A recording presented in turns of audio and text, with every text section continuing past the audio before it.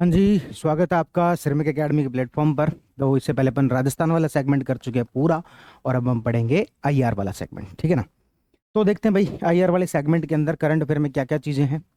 सबसे पहले सिंगापुर के जो राष्ट्रपति हैं थरमन शनमुगरत्नम ने भारत का जो दौरा किया। इनकी ये पहली यात्रा थी। अभी इंडिया और सिंगापुर के 60 वर्ष के जो संबंध है वो पूरे हुए हैं। इसी मौके पर उन्होंने भारत की यात्रा की। भारत आए तो वो उड़ीसा गए, और भारत सिंगापुर और उड़ीसा के बीच में 8 एमओयू भी साइन हुए। तो ये तो ध्यान रखना कि सिंगापुर का कौन से राज्य के साथ में एमओयू साइन हुआ है, तो उड़ीसा के साथ में, है ना। तो आए थे तो उड़ीसा ही गए थे। क्या नाम है इनका, तो इनका नाम है शनमुगरत्नम, ठीक है ना। तो एक तो ध्यान रखना 60 वर्ष पूरे हुए थे, 8 एमओयू हुए हैं उड़ीसा के साथ में, और पहली बार ये भारत आए हैं, ठीक है। तो एक तो ये बात हो गई। दूसरी बात, भारत जो है वो यूनाइटेड नेशन सीईबीडी के अंदर शामिल हो गया। पहली बात तो ये क्या है, तो United Nation committee of experts on big data, है ना। एक्सपर्ट्स ऑन बिग डेटा, तो UNCEBD, committee on of experts on big data. तो बिग डेटा एनालिसिस के लिए यूनाइटेड नेशन ने 2014 के अंदर एक समिति बनाई। अभी बिग डेटा क्या होता है?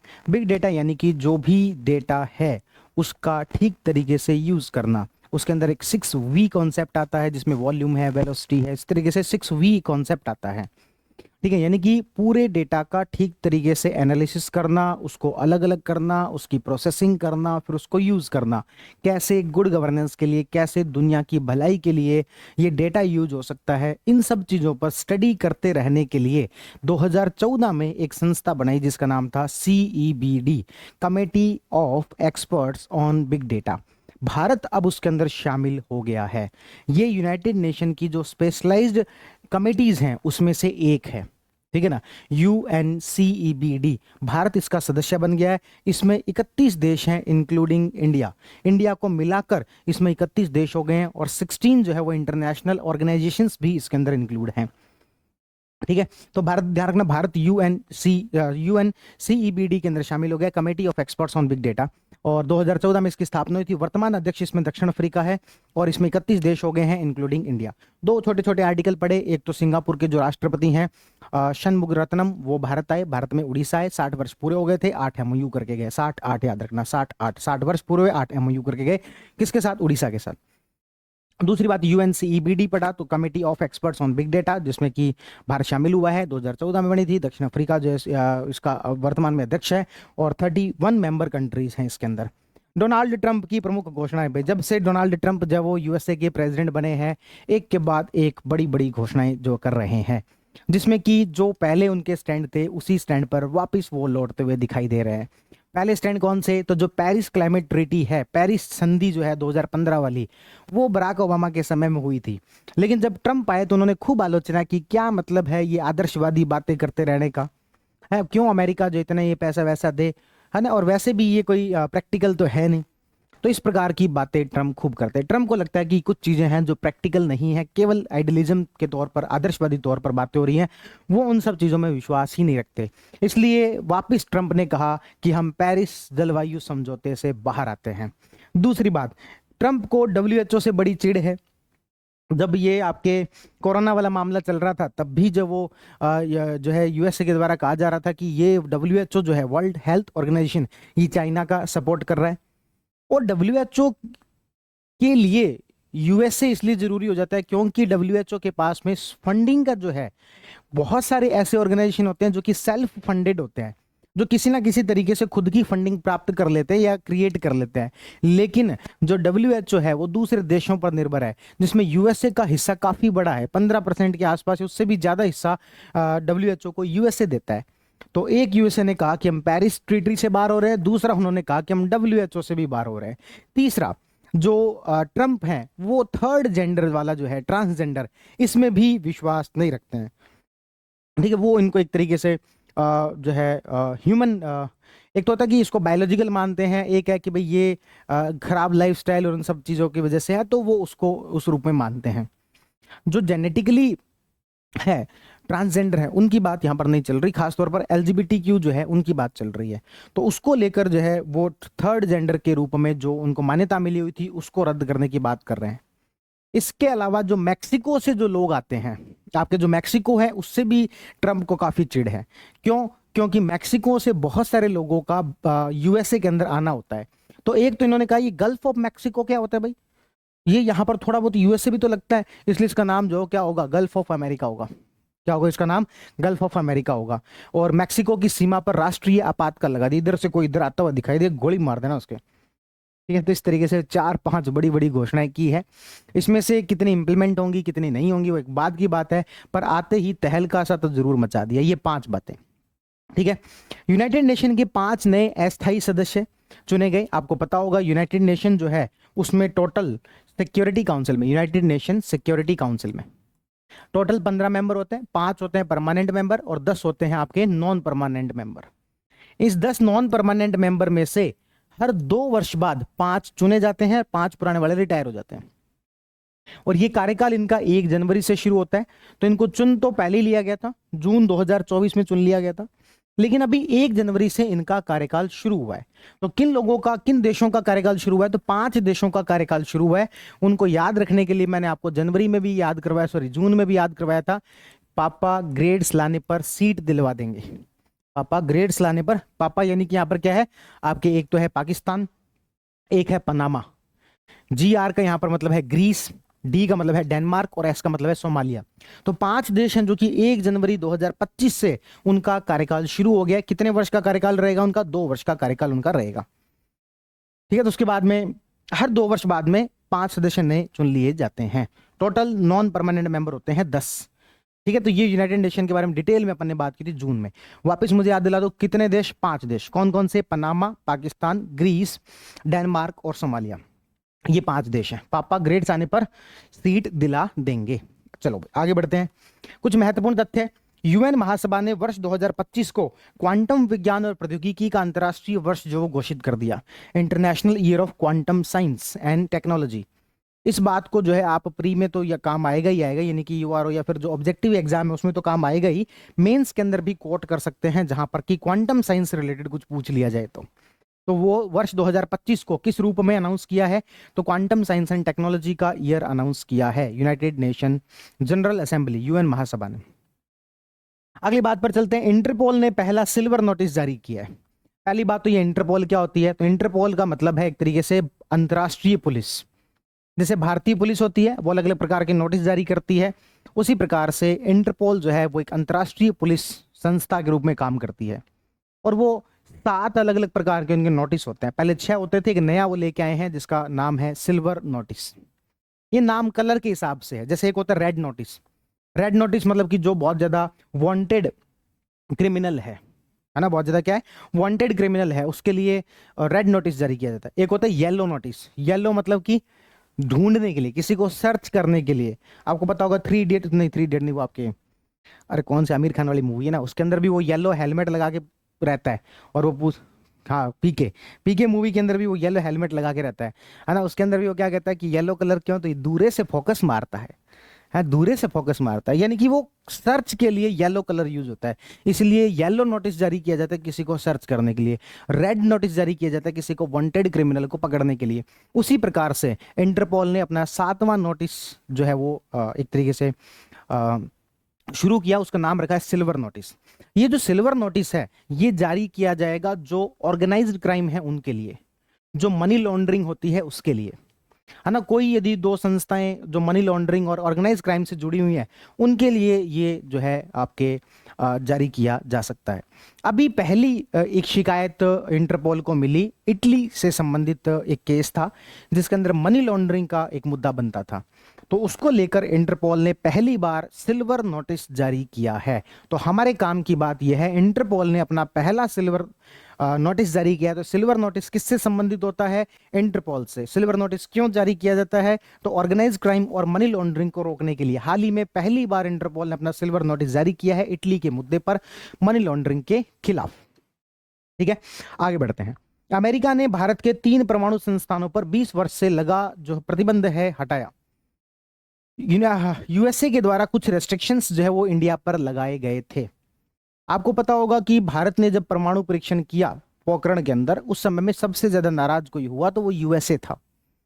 उसके बहुत सारे मल्टीपल रीजंस थे जो कि अपन आईआर के अंदर पढ़ते हैं। फिर स्थितियां थोड़ी सी सुधरी 2005 के अंदर। सिविल न्यूक्लियर एग्रीमेंट जो है वो यूएसए के साथ हुआ, जो कि 2008 तक जाते जाते फाइनलाइज हुआ, जिसको 123 एग्रीमेंट के नाम से भी जानते हैं अपन, है ना, 123 या फिर 123 समझौता के नाम से भी जानते हैं। तो इस तरीके से हम कहें भारत का यूएसए के साथ में सिविल न्यूक्लियर एग्रीमेंट जो है हो रखा है। और हाल ही में जब जैसे ही ट्रंप सरकार आई, उस समय में वहां के जो मंत्री हैं उन्होंने कहा कि हम भारत और यूएसए के बीच में जो सिविल न्यूक्लियर पार्टनरशिप है उसको एक्चुअल में अब इंप्लीमेंट करना चाहते हैं। एक्चुअल में इंप्लीमेंट करने का मतलब ये हुआ कि वो बहुत ही महत्वपूर्ण पार्टनरशिप थी जो कि हो तो गई, लेकिन धरातल पर उसका एज सच उतना फायदा दिखाई नहीं दिया था। इसीलिए कई बार आईआर के अंदर पढ़ते भी हैं कि जो सिविल न्यूक्लियर जो एग्रीमेंट है इंडिया यूएसए का, वो पूरी तरीके से फेल हो गया क्या। हम कहते हैं कि नहीं, वो पूरी तरीके से फेल नहीं हुआ, क्योंकि सिविल न्यूक्लियर एग्रीमेंट का भले ही उतना बड़ा सफलता धरातल पर ना दिखी हो, लेकिन भारत यूएसए के संबंधों के अंदर सिविल न्यूक्लियर एग्रीमेंट एक बहुत बड़ा माइलस्टोन है।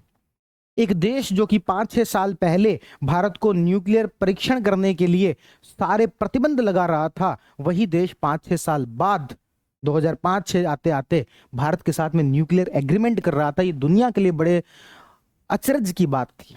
और भारत यूएसए के संबंधों में 360 डिग्री चेंज है उसके बाद में देखने को मिला है। तो उसी के परिणाम स्वरूप उसी पार्टनरशिप को और आगे बढ़ाते हुए यूएसए ने 3 भारतीय जो न्यूक्लियर इंस्टीट्यूशंस जो हैं उनके ऊपर उनके ऊपर रेस्ट्रिक्शंस को हटा दिया है। वो कौन कौन से हैं? एक है आपके भाभा परमाणु अनुसंधान केंद्र, एक है आपके इंदिरा गांधी परमाणु अनुसंधान केंद्र, और एक है इंडियन रेयर अर्थ। ये 3 संस्थान हैं, ठीक है ना। तो ये ध्यान रखना भाई। आगे बढ़ते हैं। फैंगल चक्रवात आया इंडियन ओशन के अंदर, और नामकरण इसका किसने दिया है? सऊदी अरब ने दिया है, ठीक है ना। कौन सा चक्रवात? फैंगल। नामकरण किसने? सऊदी अरब ने। एक काम करते हैं, पहले पेज को दोबारा रिवाइज करते हैं, क्या क्या बातें पढ़ी बताओ दिखाना क्या क्या बातें पढ़ी। सबसे पहले हमने पढ़ा सिंगापुर के जो राष्ट्रपति हैं मुगरत्नम, वो आए, कहाँ आए? उड़ीसा में। कितने एमओयू है? 8 एमओयू। इंडिया सिंगापुर के कितने वर्ष पूरे हो गए आपस में संबंधों को? तो 60 वर्ष पूरे हो गए। दूसरी खबर क्या पड़ी थी? हाँ, भारत जो यूनाइटेड नेशन, देखो इसी तरीके से एक्टिव रिकॉलिंग करनी है, ठीक है ना। हर 1-2 पेज के बाद में सोचो कि अभी तक हमने क्या क्या पढ़ा है, और खुद से रिकॉल करो। जो चीज आप भूल जाओगे उसको देख लो, इसी से चीजें याद होंगी। तो दूसरे नंबर पर हमने पढ़ा था united nation CEBD, committee of experts on big data. इसका भारत जो सदस्य बन गया है, ये संस्था 2014 में बनी थी। इसमें 31 देश हैं। दक्षिण अफ्रीका वर्तमान में अध्यक्ष है। 16 इसमें भागीदार देश भी हैं। इंडिया के शामिल होने के बाद 31 देश हो गए हैं। तीसरा हमने पढ़ा, ट्रंप ने कुछ घोषणाएं की हैं। डब्ल्यूएचओ से बाहर हो जाएंगे, पेरिस ट्रीटी से बाहर हो जाएंगे, मैक्सिको के बॉर्डर पर राष्ट्रीय आपातकाल लगा देंगे, गल्फ ऑफ मैक्सिको का नाम गल्फ ऑफ अमेरिका कर देंगे, और जो थर्ड जेंडर है उसकी मान्यता को बंद कर देंगे। उसके बाद हमने पढ़ा, इंटरपोल ने पहला सिल्वर नोटिस जारी किया है। सिल्वर नोटिस क्या होता है? तो जो आपके मनी लॉन्ड्रिंग या फिर ऑर्गेनाइज क्राइम है, संगठित अपराध है, उनको रोकने के लिए होता है। अच्छा, मनी लॉन्ड्रिंग क्या होती है? तो मनी लॉन्ड्रिंग देखो एक बहुत लंबा चौड़ा टॉपिक है, इंटरनल सिक्योरिटी में पढ़ते हैं। शॉर्ट में समझने के लिए आप ये कह दो, ब्लैक मनी को व्हाइट मनी में कन्वर्ट करना।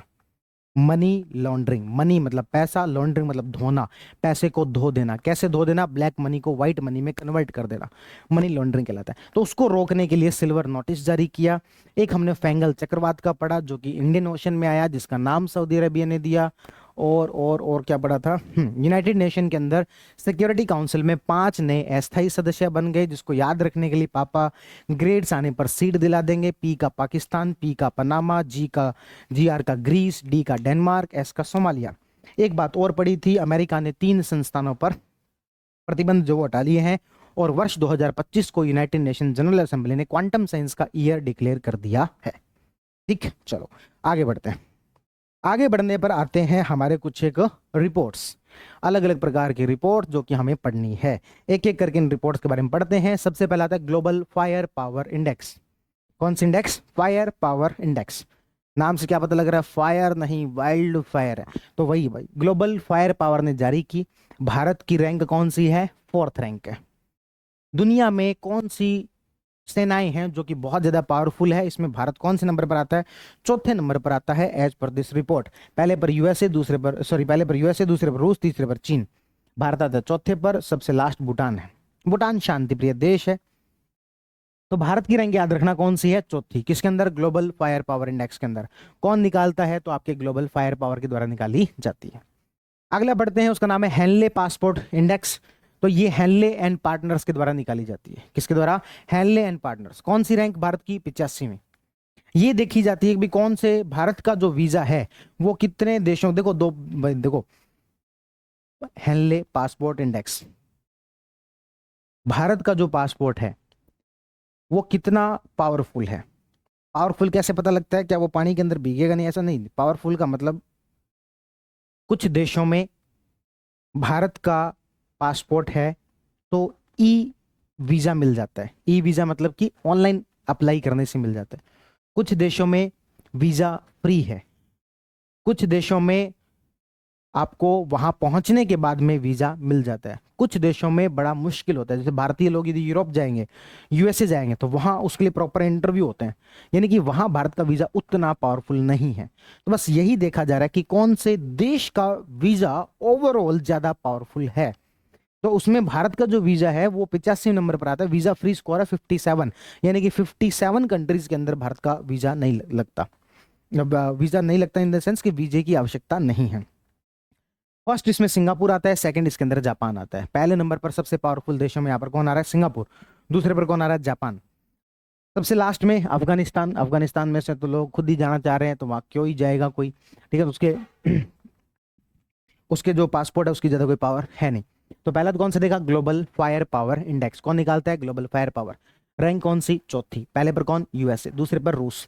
हेनले पासपोर्ट इंडेक्स हेनले और पार्टनर्स के द्वारा निकाली जाती है। 85वां स्थान है। पहले पर सिंगापुर है, दूसरे पर जापान है, लास्ट अफगानिस्तान है। तीसरा, world future skill index. World future skill, क्या लग रहा है, फ्यूचर यानी कि भविष्य में, स्किल। तो ये निकाली जाती है आपके क्वेरेली साइमंड्स। देखो ये एक संस्था है, आपने इसका नाम नहीं सुना होगा लेकिन ये जरूर सुना होगा, क्यूएस। क्यूएस यूनिवर्सिटी रैंक, तो वो क्यूएस यही है, क्वारली साइमंड्स। तो इसी ने, यानी कि जो यूनिवर्सिटी को लेकर अलग अलग विश्वविद्यालयों को रैंक लेकर रैंकिंग निकालता है, उसी ने इसी में से एक और इंडेक्स निकाली है, वो है स्किल को लेकर, कि जो स्कूल, जो भी कॉलेज के अंदर यूनिवर्सिटी में पढ़ाया जा रहा है वो क्या स्किल बेस्ड है या फिर नहीं है। इस चीज का ये पहला संस्करण है, first edition of world future skill report. Bharat का 25वां स्थान है, पहले पर यूएसए, यानी कि यूएसए की जो यूनिवर्सिटीज है वहां पर अच्छा पढ़ाया जा रहा है। सेकंड पर यूके है, और भारत का रैंक कौन सा है, 25वां है, ठीक है ना। तो ग्लोबल फायर पावर इंडेक्स में चौथा स्थान है, हेनले पासपोर्ट में 45वां, सॉरी 85वां स्थान है, और आपके वर्ल्ड इसमें जो है फ्यूचर स्किल में 25वां स्थान है। ग्लोबल एजिंग इंडेक्स, ये नेचर एजिंग के द्वारा निकाला गया चिकित्सा पत्रिका है, ये 123वां स्थान है। इसमें भारत का जो रैंक है वो कौन सा है, 123वां। पहले पर स्विट्जरलैंड है, दूसरे पर नॉर्वे है। एक काम करते हैं, इन चारों को पहले हम याद करने की कोशिश करते हैं, फिर आगे बढ़ेंगे। सबसे पहले ग्लोबल फायर पावर इंडेक्स कौन निकालेगा, ग्लोबल फायर पावर। भारत की रैंक कौन सी रहेगी, चौथे नंबर पर। पहले पर कौन रहेगा, यूएसए, दूसरे पर रूस, तीसरे पर चाइना। सबसे शांतिप्रिय देश कौन है, भूटान है, तो उसको कोई मतलब नहीं है, ग्लोबल फायर पावर में सबसे लास्ट पर है। उसके बाद में हमने देखा हेनले पासपोर्ट इंडेक्स, जिसका पासपोर्ट कितना पावरफुल है, भारत का वीजा फ्री स्कोर कितना है, 57 है। भारत की रैंक कौन सी, 85 है। सबसे लास्ट कौन है, अफगानिस्तान। उसके बाद में तीसरा हमने देखा था यूएस, यानी कि साइमंड्स वाली जो रिपोर्ट है, वो पूरा नाम बोलना नहीं आ रहा, ठीक है। तो उसके द्वारा वर्ल्ड फ्यूचर स्किल रिपोर्ट, उसमें भारत की जो रैंक है वो 25वीं थी। कौन सी थी, 25th। उसमें पहले नंबर पर सबसे अच्छी यूनिवर्सिटीज कौन सी हैं, यूएसए वाली हैं, दूसरे पर यूके है। चौथी जो हमने रिपोर्ट देखी थी एजिंग वाली, है ना, तो वो वर्ल्ड एजिंग जो है, नेचर एजिंग जो उसके द्वारा निकाली जाती है, भारत की रैंकिंग 123 है। पहले नंबर पर आपके स्विट्जरलैंड है, ठीक है ना। तो ये ध्यान रखनी, इतनी बातें आपको याद रखनी है। आगे बढ़ते हैं, आगे और क्या क्या चीज है। विश्व बैंक की रिपोर्ट, ये देखा गया विश्व बैंक के द्वारा कि सबसे ज्यादा जो रेमिटेंसेस हैं वो भारत के अंदर प्राप्त होते हैं, और कुल जो रेमिटेंसेस हैं उसका पहली बार भारत जो 14% को भी क्रॉस कर गया। पहला देश है जिसने कि टोटल दुनिया में, अच्छा रेमिटेंसेस क्या होते हैं, रेमिटेंसेस मतलब कि जैसे मैं यदि दुबई रहता हूं और अपने परिवार के लिए यहां पर यदि पैसे भेजता हूं तो वो रेमिटेंस कहलाएगा।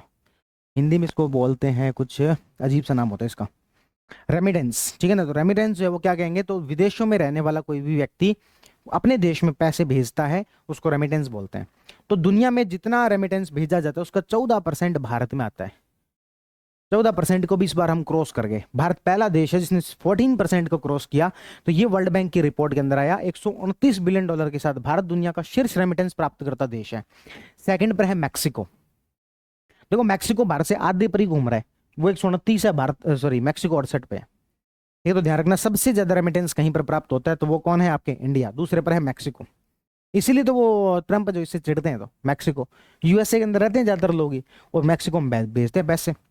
क्लाउड एसईके रिपोर्ट, भारत साइबर हमलों के मामले में दुनिया का दूसरा सबसे अधिक लक्षित देश है। India second most targeted country in the field of cyber crime. Bharat दूसरा सबसे ज्यादा लक्षित देश है साइबर हमलों के मामले में, ठीक है ना। क्लाउड एस की रिपोर्ट के द्वारा शीर्ष स्थान जो अमेरिका, सबसे ज्यादा हमले कहां हो सकते हैं, अमेरिका के अंदर, क्योंकि जहां पर इंटरनेट और मोबाइल और ये सब चीजों की कनेक्शन, ये सब चीजें ज्यादा होंगी, वहां पर ही साइबर हमले ज्यादा होंगे। तो अमेरिका सबसे ज्यादा लक्षित देश है, भारत दूसरे नंबर पर आता है इसके अंदर। फ्यूचर ऑफ जॉब्स रिपोर्ट, ये WEF वर्ल्ड इकोनॉमिक फोरम के द्वारा निकाला जाता है। किसके द्वारा निकाली जाती है, वर्ल्ड इकोनॉमिक फोरम के द्वारा। इसमें कहा गया वर्ष 2030 तक वैश्विक रोजगार बाजार को आकार देने वाले प्रमुख रुझानों और परिवर्तनों पर इसमें चर्चा की गई। कौन कौन से ट्रेंड्स हैं, कौन कौन से फैक्टर्स हैं जो कि ओवरऑल वर्ल्ड मार्केट को, ग्लोबल मार्केट को इम्पैक्ट करने वाले हैं। तो सिंपल सी बात है, वर्ल्ड फ्यूचर जो जॉब रिपोर्ट है वो वर्ल्ड इकोनॉमिक फोरम के द्वारा निकाली गई। इतनी सी बात याद रखनी है। फ्यूचर जॉब रिपोर्ट किसके द्वारा निकाली गई, वर्ल्ड इकोनॉमिक फोरम के द्वारा, जिसमें बताया जाएगा कि आगे आने वाले वर्षों के अंदर किन किन चीजों का इम्पैक्ट ज्यादा होने वाला है। Times Higher Education World University ranking, ये जारी करता कौन है, टाइम्स हायर एजुकेशन ही है। इसमें 11 अलग अलग कैटेगरीज के अंदर जब रैंकिंग दी गई, 11 में से 9 के अंदर तो यूएसए ने टॉप किया है, एशिया का कोई नहीं है। कैटेगरी वाइज टॉप करने वाला एशिया का कोई यूनिवर्सिटी नहीं है, और 11 में से 9 कैटेगरी के अंदर यूएसए के विश्वविद्यालय ने टॉप किया। इसीलिए अपन याद है वो आपके QS वाला जो देख के आए थे, है ना, जो कि था फ्यूचर स्किल रिपोर्ट, उसमें भी पहले नंबर पर कौन सी यूनिवर्सिटीज थी, यूएसए की, दूसरे पर यूके की। और यहां पर भी ये बात प्रूव हो रही है। टाइम्स नाउ जो टाइम्स हायर एजुकेशन जो रिपोर्ट है उसमें 11 कैटेगरीज के अंदर जो ये निकाला गया, 9 को अंदर जो यूएस ने टॉप किया। भारत का छोड़ो, एशिया का भी कोई भी कैटेगरी के अंदर टॉप करने वाला नहीं था। इवन भारत का टॉप 100 में भी देखें तो आपके बैंगलोर वाला बस ये था, आपके IISc बैंगलोर था, जो कि टॉप 100 में 96th रैंक जब वो लेके आया। बाकी यूएसए वाले आगे सब में, ठीक है। उसके बाद एडलमैन ट्रस्ट बैरोमीटर 2025, इसमें 25वां एडिशन था ये, और सरकार, व्यवसाय, मीडिया और एनजीओ में, यानी कि नाम से पता लग रहा है कि ट्रस्ट, कि भाई लोगों का ट्रस्ट कैसा है ना, मीडिया पर कितना है, सरकार पर कितना है, उस हिसाब से चीजें देखी जाती है। भारत में लोग विश्वास तो बहुत करते हैं भाई, है ना, इस रिपोर्ट के अनुसार कम से कम। भारत की इसमें रैंक है तीसरी, पिछली बार थी दूसरी, इस बार कौन सी है, तीसरी। पहले नंबर पर चीन, ठीक है, दूसरे पर इंडोनेशिया, तीसरा जो रैंक है वो भारत का है। सबसे लास्ट स्थान जो है यहाँ पर कौन सा है, जापान का। अब ये मेरे को फिर से वही है, डाउटफुल लगती है। अब यही है भाई, संस्करण कौन सा, 25वां, जिसमें भारत की रैंक कौन सी है, तीसरी। पहले पर कौन है, चीन, दूसरे पर इंडोनेशिया, और जो आपके लास्ट जो रैंक है वो किसकी है, जापान की। यूरोपीय जलवायु एजेंसी कोपरनिकस के अनुसार वर्ष 2024 अब तक का सबसे गर्म वर्ष जो वो रहा है। वर्ष 2024 अब तक का क्या रहा है, सबसे गर्म वर्ष जो वो रहा है। हाँ बिल्कुल भाई, गर्म तो रहा ही है, सर्दियों में गर्मी पड़ रही थी तो गर्म तो रहा ही है। एवरेज देखें तो गर्म ही रहा है। वर्ष 2024 सबसे गर्म वर्ष रहा है यूरोपीय जलवायु एजेंसी कोपरनिकस, उसके अनुसार। विश्व के सबसे मूल्यवान ब्रांडों का ग्लोबल 500 रैंकिंग में एप्पल जो है वो पहले नंबर पर है। यूनिसेफ ने जारी किया है global outlook 2025 prospectus for children. देखो यूनिसेफ ही तो जारी करेगा, यूनिसेफ की फुल फॉर्म ही क्या है, यहाँ पर ये चिल्ड्रन के लिए प्रयास करते हैं यूनिसेफ, ठीक है ना। तो ये चिल्ड्रन के लिए जो ओवरऑल प्रोस्पेक्टस रिपोर्ट होगी वो कौन जारी करेगा, यूनिसेफ जारी करेगा। वर्ल्ड इकोनॉमिक फोरम ने एक और रिपोर्ट जारी की है, ग्लोबल साइबर सिक्योरिटी आउटलुक। तो वर्ल्ड इकोनॉमिक फोरम की 2 इंडेक्स हमने इसके अंदर पढ़ी, एक तो ग्लोबल साइबर सिक्योरिटी आउटलुक देखी, और एक हमने फ्यूचर जॉब्स वाली देखी। अभी देखी ना थोड़ी देर पहले फ्यूचर जॉब्स, ठीक है, तो फ्यूचर जॉब्स वाली और एक साइबर सिक्योरिटी वाली। तो वर्ल्ड इकोनॉमिक फोरम की 2 देखी अपन ने। तो ये पूरा जो पेज था वो था किसको लेकर, अलग अलग प्रकार की रिपोर्ट्स को लेकर। एक बार फिर से देखते हैं, एक बार फिर से इन सब चीजों को रिवाइज करते हैं। तो बताओ कौन कौन सी थी।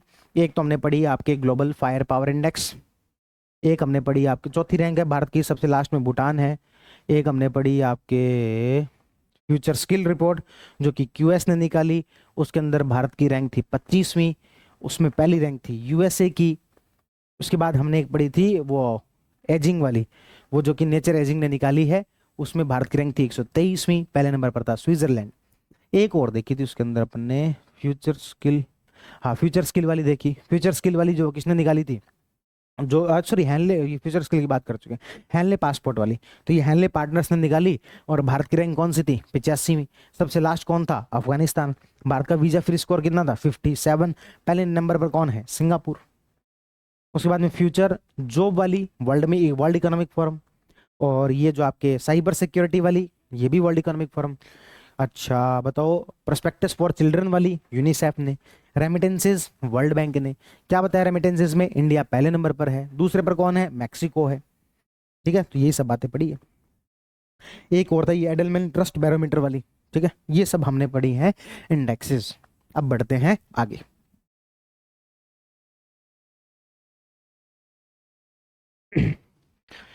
चलो भैया अब बढ़ते हैं अपन आगे। अब बात करते हैं द्विपक्षीय समझौतों की बायलैटरल एग्रीमेंट। एक तो इंडिया और यूएसए के बीच एग्रीमेंट हुआ है। इंडिया और यूएसए जो है इन दिनों एक तो न्यूक्लियर एनर्जी को लेकर, साइबर सिक्योरिटी को लेकर, इनको लेकर बहुत ज़्यादा एक दूसरे का सहयोग कर रहे हैं। तो इसमें बस वही है, इंडिया यूएसए के बीच साइबर अपराधों की जांच में सहयोग के लिए एक समझौता हुआ है। और इस प्रकार के छोटे छोटे क्वेश्चन ये बहुत इंपॉर्टेंट क्वेश्चन हैं, पता नहीं क्यों आरपीएससी ऐसी सब चीजें ना पूछ कर कुछ भी पूछ रही है। तो ये ऐसे क्वेश्चन पूछे जा सकते हैं कि इंडिया यूएसए के बीच हाल ही में कौन से मुद्दे पर या फिर साइबर सिक्योरिटी को लेकर भारत का किस देश के साथ समझौता हुआ है, तो इंडिया और यूएसए के बीच में। अगले प्रश्न पर चलता है, उत्तराखंड सरकार ने कार्बन कार्बन न्यूट्रलिटी के लिए जो वो समझौता किया है किसके साथ में, तो आइसलैंड के साथ में। तो पहली बात तो कार्बन न्यूट्रलिटी क्या होती है, तो न्यूट्रल होना मतलब कि चीज़ों को जीरो करना। जीरो करना मतलब कि कार्बन का बहुत ज़्यादा एमिशन होता है, तो उसके बदले में कम से कम उतने पेड़ पौधे लगाना या इस तरीके से पूरे सिस्टम को चलाना कि उतनी फिर जो कार्बन है वो जो मिशन हो रहा है वो बने भी सही। तो उस हिसाब से कार्बन न्यूट्रलिटी, एनवायरनमेंट का जो हार्म है एक तरीके से जीरो हो, न्यूट्रल हो, उसको लेकर उत्तराखंड सरकार ने समझौता किया है आइसलैंड के साथ। ये इंपॉर्टेंट है, उत्तराखंड और आइसलैंड। ध्यान रखना, आप लोगों को बर्फ देखनी होती है तो कहाँ जाते हो, उत्तराखंड। समझौता किसके साथ हुआ, आइसलैंड के साथ। बर्फ देखने है कहाँ जाते हो, उत्तराखंड। समझौता किसके साथ हुआ, आइसलैंड के साथ में, ये ध्यान रख लेना। जीईएपी और आईएसए ने $100 मिलियन का फंड स्थापित करने पर समझौता किया, जो कि सौर ऊर्जा के अंदर जो मदद करेगा, हाई पावर और जो सोलर एनर्जी है उसके अंदर एक दूसरे को मदद करेंगे, इंटरनेशनल सोलर अलायंस के द्वारा। रूस और ईरान ने व्यापक रणनीतिक साझेदारी संधि पर जो हस्ताक्षर किया है, कॉम्प्रिहेंसिव स्ट्रेटेजिक पार्टनरशिप, है ना, क्या, कॉम्प्रिहेंसिव स्ट्रेटेजिक पार्टनरशिप। दो देशों के बीच में एक दूसरे का वो कितना सहयोग करते हैं उसको शो करने वाला जो एक तरीके से पार्टनरशिप में एक अच्छा हाईएस्ट जो पोस्ट रखती है वो है कॉम्प्रिहेंसिव स्ट्रेटेजिक पार्टनरशिप। यही कॉम्प्रिहेंसिव स्ट्रेटेजिक पार्टनरशिप जो अपनी यूएसए के साथ भी हो रखी है, इधर अपने जो रूस है, रूस के साथ में भी स्पेशली प्रिविलेज स्ट्रेटेजिक पार्टनरशिप हो रखी है। तो उसी प्रकार की रूस और ईरान के बीच में, है ना, तो उनके बीच में एक साझेदारी हुई जिसको अपन क्या बोलते हैं, कॉम्प्रिहेंसिव स्ट्रेटेजिक पार्टनरशिप। तो चार खबरें हमने यहाँ पर पढ़ी। पहला, भारत का यूएसए के साथ में साइबर क्राइम की जांच को लेकर, इन्वेस्टिगेशन को लेकर एक समझौता हुआ, पहली बात। दूसरी बात हमने याद की, उत्तराखंड सरकार ने समझौता किया है आइसलैंड के साथ में कार्बन न्यूट्रलिटी को लेकर। रूस और ईरान के बीच में कॉम्प्रिहेंसिव स्ट्रेटेजिक पार्टनरशिप, ये अपने आप में एक हैरान कर देने वाली या फिर कहीं थोड़ा सा इंटरेस्टिंग न्यूज़ है, इसको अच्छे से याद किया जा सकता है। उसके बाद आते हैं कुछ अभ्यास के बारे में। तो एक अभ्यास है सूर्य किरण, ये भारत और नेपाल के बीच में होता है। कौन सा, सूर्य किरण। ये 18वां संस्करण था जो कि नेपाल के अंदर हुआ। एक बार नेपाल में होता है, एक बार भारत में होता है। इस बार कहां पर हुआ, नेपाल के अंदर हुआ। कौन सा, सूर्य किरण। ठीक है ना, भारत और नेपाल के बीच कौन सा संस्करण, तो 18वां संस्करण। डेविल स्ट्राइक, नाम से लगेगा कि कोई विदेशी सेनाओं के बीच में हो रहा है, लेकिन ध्यान रखना भारतीय सेना और भारतीय वायुसेना के बीच में, यानी कि इंडियन आर्मी और इंडियन एयरफोर्स के बीच में यह अभ्यास होता है। डेविल स्ट्राइक, क्या नाम है, devil strike, Indian army and Indian air force. ठीक है, डेविल स्ट्राइक। एक है ला पेरोस, ये 9 देशों के बीच में होती है। ये जो ला पेरोस जो शब्द है ये फ्रेंच भाषा का है और इसका आयोजक भी कौन है, आपके फ्रांस है। है ना। ला पेरोस ये शब्द भी कौन सी भाषा का है, फ्रेंच लैंग्वेज का है, ठीक है। तो इसका आयोजक भी कौन है, फ्रांस है। कितने देशों के बीच, 9 देशों की, इसमें भारत भी शामिल है, ठीक है। तो ये ध्यान रखना है कि भारत, यूएसए, कनाडा, ये सब इसमें देश शामिल है। ला पेरोस, तो ला पेरोस जो एक्सरसाइज है वो कितने देशों के बीच में होती है, 9 देशों के बीच, जिसमें कि इंडिया भी शामिल है। Devil strike India air force और इंडियन आर्मी के बीच में। सूर्य किरण जो वो इंडिया और नेपाल के बीच में 18वां संस्करण है, जो कि कहाँ होता है, नेपाल के अंदर। आगे बढ़ते हैं, अंतर्राष्ट्रीय नियुक्तियों की बात करें, देखो अभी पूछा था यारिस प्री जो था उसके अंदर एक डेप्थ में जाके कौन से देश का पूछा था, याद नहीं आ रहा कौन से देश का, लेकिन एक ऐसे देश का प्रेसिडेंट पूछा जो अधिकतर जगह पर ना तो लिखा हुआ था ना वो पढ़ाया जा रहा था, इवन हमने खुद ने भी उसको कवर नहीं किया था, तो इसलिए हमने इस बार ज्यादा कर दिए में। डोनाल्ड ट्रंप सबको पता है, यूएसए के प्रेसिडेंट, लेकिन ये सारे के सारे अपन को और याद करने हैं, ये तो सबको याद रहता है। आगे देखते हैं कौन, मैया सेंडू, ये मालडोवा के बने हैं राष्ट्रपति, ठीक है। तो इसको याद रख लेना, मैं से मैं यानी कि मैया सेंडू, मालडोवा के प्रेसिडेंट बने हैं मैया सेंडू। घाना के बने हैं जॉन महामा, कौन बने हैं, जॉन महामा। घाना जाना ऐसे याद रख लेना, घाना जाना यानी कि जाना मतलब कि जॉन, ठीक है। महामा, तो जॉन महामा कहाँ के, घाना, घाना जाना, घाना जाना, तो जॉन महामा कहाँ के, घाना के बने हैं। डेनियल चापो, मोजाम्बिक, मजे करो चापो, चाप खाओ मजे करो, Daniel Chapo, Daniel Chapo Mozambique. Michael Martin Ireland के, माइकल मार्टिन आयरलैंड के। एफबीआई के मुखिया बने काश पटेल, ये देखो 3 भारतीय हैं, 2 भारतीय है, काश पटेल जो कि एफबीआई के जो कि आपके इन्वेस्टिगेशन एजेंसी है यूएसए की, है ना, फेडरल ब्यूरो ऑफ इन्वेस्टिगेशन है वो यूएसए की। तो यूएसए की जो मेन इंटेलिजेंस एजेंसी है उसके हेड कौन है, काश पटेल, काश पटेल, ये याद रखना भाई। और श्री रामकृष्णन, तो ये ट्रंप द्वारा एआई पर नीति सलाहकार इनको नियुक्त किया गया, है ना, policy adviser on AI, artificial intelligence, किसको अपॉइंट किया गया, श्री रामकृष्णन को। तो ये सारे के सारे पॉइंट याद रखने हैं। एक काम करते हैं, ऐसे नहीं याद होंगे, इनको रिवाइज करते हैं। सबसे पहले मुझे बताओ ट्रंप, तो आप कहोगे ट्रंप तो यूएसए के प्रेसिडेंट बने हैं, कोई बात ही नहीं है, कोई याद करने की प्रॉब्लम ही नहीं है। बताओ जॉन महामा, तो आप कहोगे जाना घाना यानी कि घाना के बने हैं। अच्छा मैं आपसे पूछता हूं मैया सेंडू, तो आप कहोगे मैं से मैं यानी कि मालडोवा। मैं आपसे पूछता हूं माइकल मार्टिन, ध्यान रखना यहाँ पर इसको भी मैं से मैं मत कर देना, माइकल मार्टिन, तो ये है आयरलैंड, माइकल मार्टिन आयरलैंड। मैं आपसे पूछता हूं काश पटेल, तो आप काश पटेल का कह दोगे काश मैं भी इन्वेस्टिगेशन एजेंसी में होता, एफबीआई के मुखिया।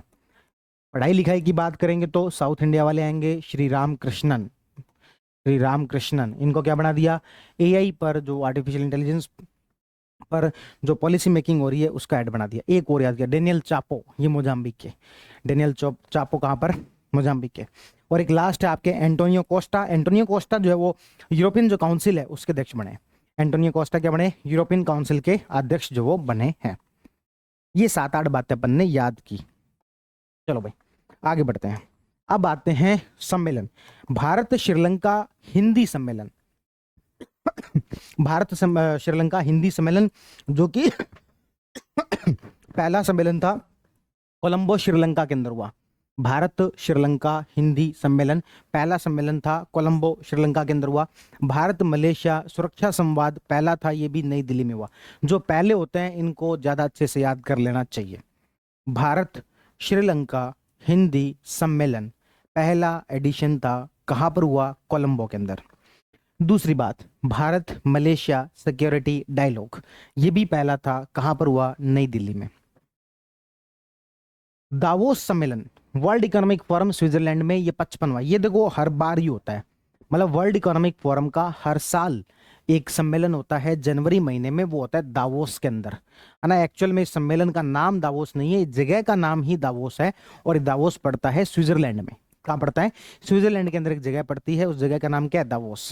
तो ये वर्ल्ड इकोनॉमिक फोरम का 55वां सम्मेलन है जो कि दावोस के अंदर हुआ। भारत का प्रतिनिधित्व अश्वनी वैष्णव ने किया। किसने किया भारत का प्रतिनिधित्व वहां पर, रिप्रेजेंटेशन ऑफ इंडिया, अश्वनी वैष्णव।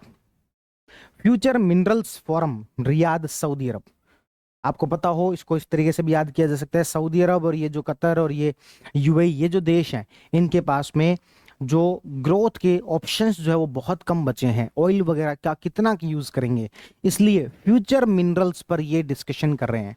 ऐसे और कौन कौन से मिनरल्स हो सकते हैं, या ऐसे और कौन कौन से इकोनॉमिक ग्रोथ के ऑप्शंस हो सकते हैं फ्यूचर के अंदर, उसके ऊपर डिस्कशन कर रहे हैं। तो कहाँ पर होगा? रियाद के अंदर, Future minerals Forum. Steel Fab Expo, ये शारजाह यूएई के अंदर, स्टील फैब एक्सपो यूएई के अंदर। ऐसे देखो ये याद नहीं होंगे, इनको बार बार रिवाइज करना पड़ेगा। चलो एक बार फिर से रिवाइज करते हैं। कहाँ से शुरुआत करेंगे? बाइलैटरल एग्रीमेंट से करते हैं। बताओ बाइलैटरल एग्रीमेंट में यूएसए के साथ में हमने कौन सा देखा था? हमने कहा साइबर सिक्योरिटी को लेकर, उत्तराखंड और आइसलैंड के बीच में कार्बन न्यूट्रलिटी को लेकर, और आपके इंटरनेशनल सोलर अलायंस ने क्या किया है? $100 मिलियन का एक फंड बनाया है जो कि हाई पावर और सोलर एनर्जी पर काम करेगा। एक पॉइंट और देखा था यहाँ पर, कौन सा था आपके? हाँ, रूस और ईरान के बीच में कॉम्प्रिहेंसिव स्ट्रेटेजिक पार्टनरशिप हुई है। रूस और ईरान के बीच में कॉम्प्रिहेंसिव स्ट्रेटेजिक पार्टनरशिप हुई है। फिर उसके बाद में हमने देखा ट्रंप जो है वो यूएसए के प्रेसिडेंट बन गए। फिर हमने देखा घाना से जाना, यानी कि घाना के अंदर जॉन महामा जो है वो प्रेसिडेंट बने हैं। फिर उसके बाद में मोजाम्बिक के अंदर चापो, डैनियल चापो। कौन? Daniel Chapo, Daniel Chapo. उसके बाद में हाँ, मैया सेंडू मालडोवा के बने हैं। और माइकल मार्टिन, तो माइकल मार्टिन आयरलैंड के बने हैं। और काश पटेल एफबीआई के गवर्नर बन गए। और एक आपके रामाकृष्णन, तो रामाकृष्णन जो है वो आपके एआई नीति पर बन गए। और एक आपके एंटोनियो कोस्टो, तो ये यूरोपियन काउंसिल के अध्यक्ष बन गए। फिर हमने बीच में पढ़े थे कुछ एक अभ्यास, एक पढ़ा था सूर्य किरण जो कि इंडिया और नेपाल के बीच में होता है। 18वां संस्करण है, इस बार नेपाल के अंदर हुआ। एक हमने पढ़ा था डेनियल स्ट्राइक, तो ये जो है आपके क्या नाम था? डेनियल ही था क्या? Devil strike, sorry, devil strike. Devil strike जो वो एयरफोर्स और इंडियन आर्मी के बीच में हुई। और एक हमने और पढ़ा था ला पेरोस। ला पेरोस 9 देशों के बीच में होता है, जिसमें कि फ्रांस जो है वो आयोजक है। और ये कितने देशों के बीच में होता है? 9 देशों के बीच में। फिर उसके बाद में हमने पढ़े कुछ सम्मेलन। कौन से सम्मेलन?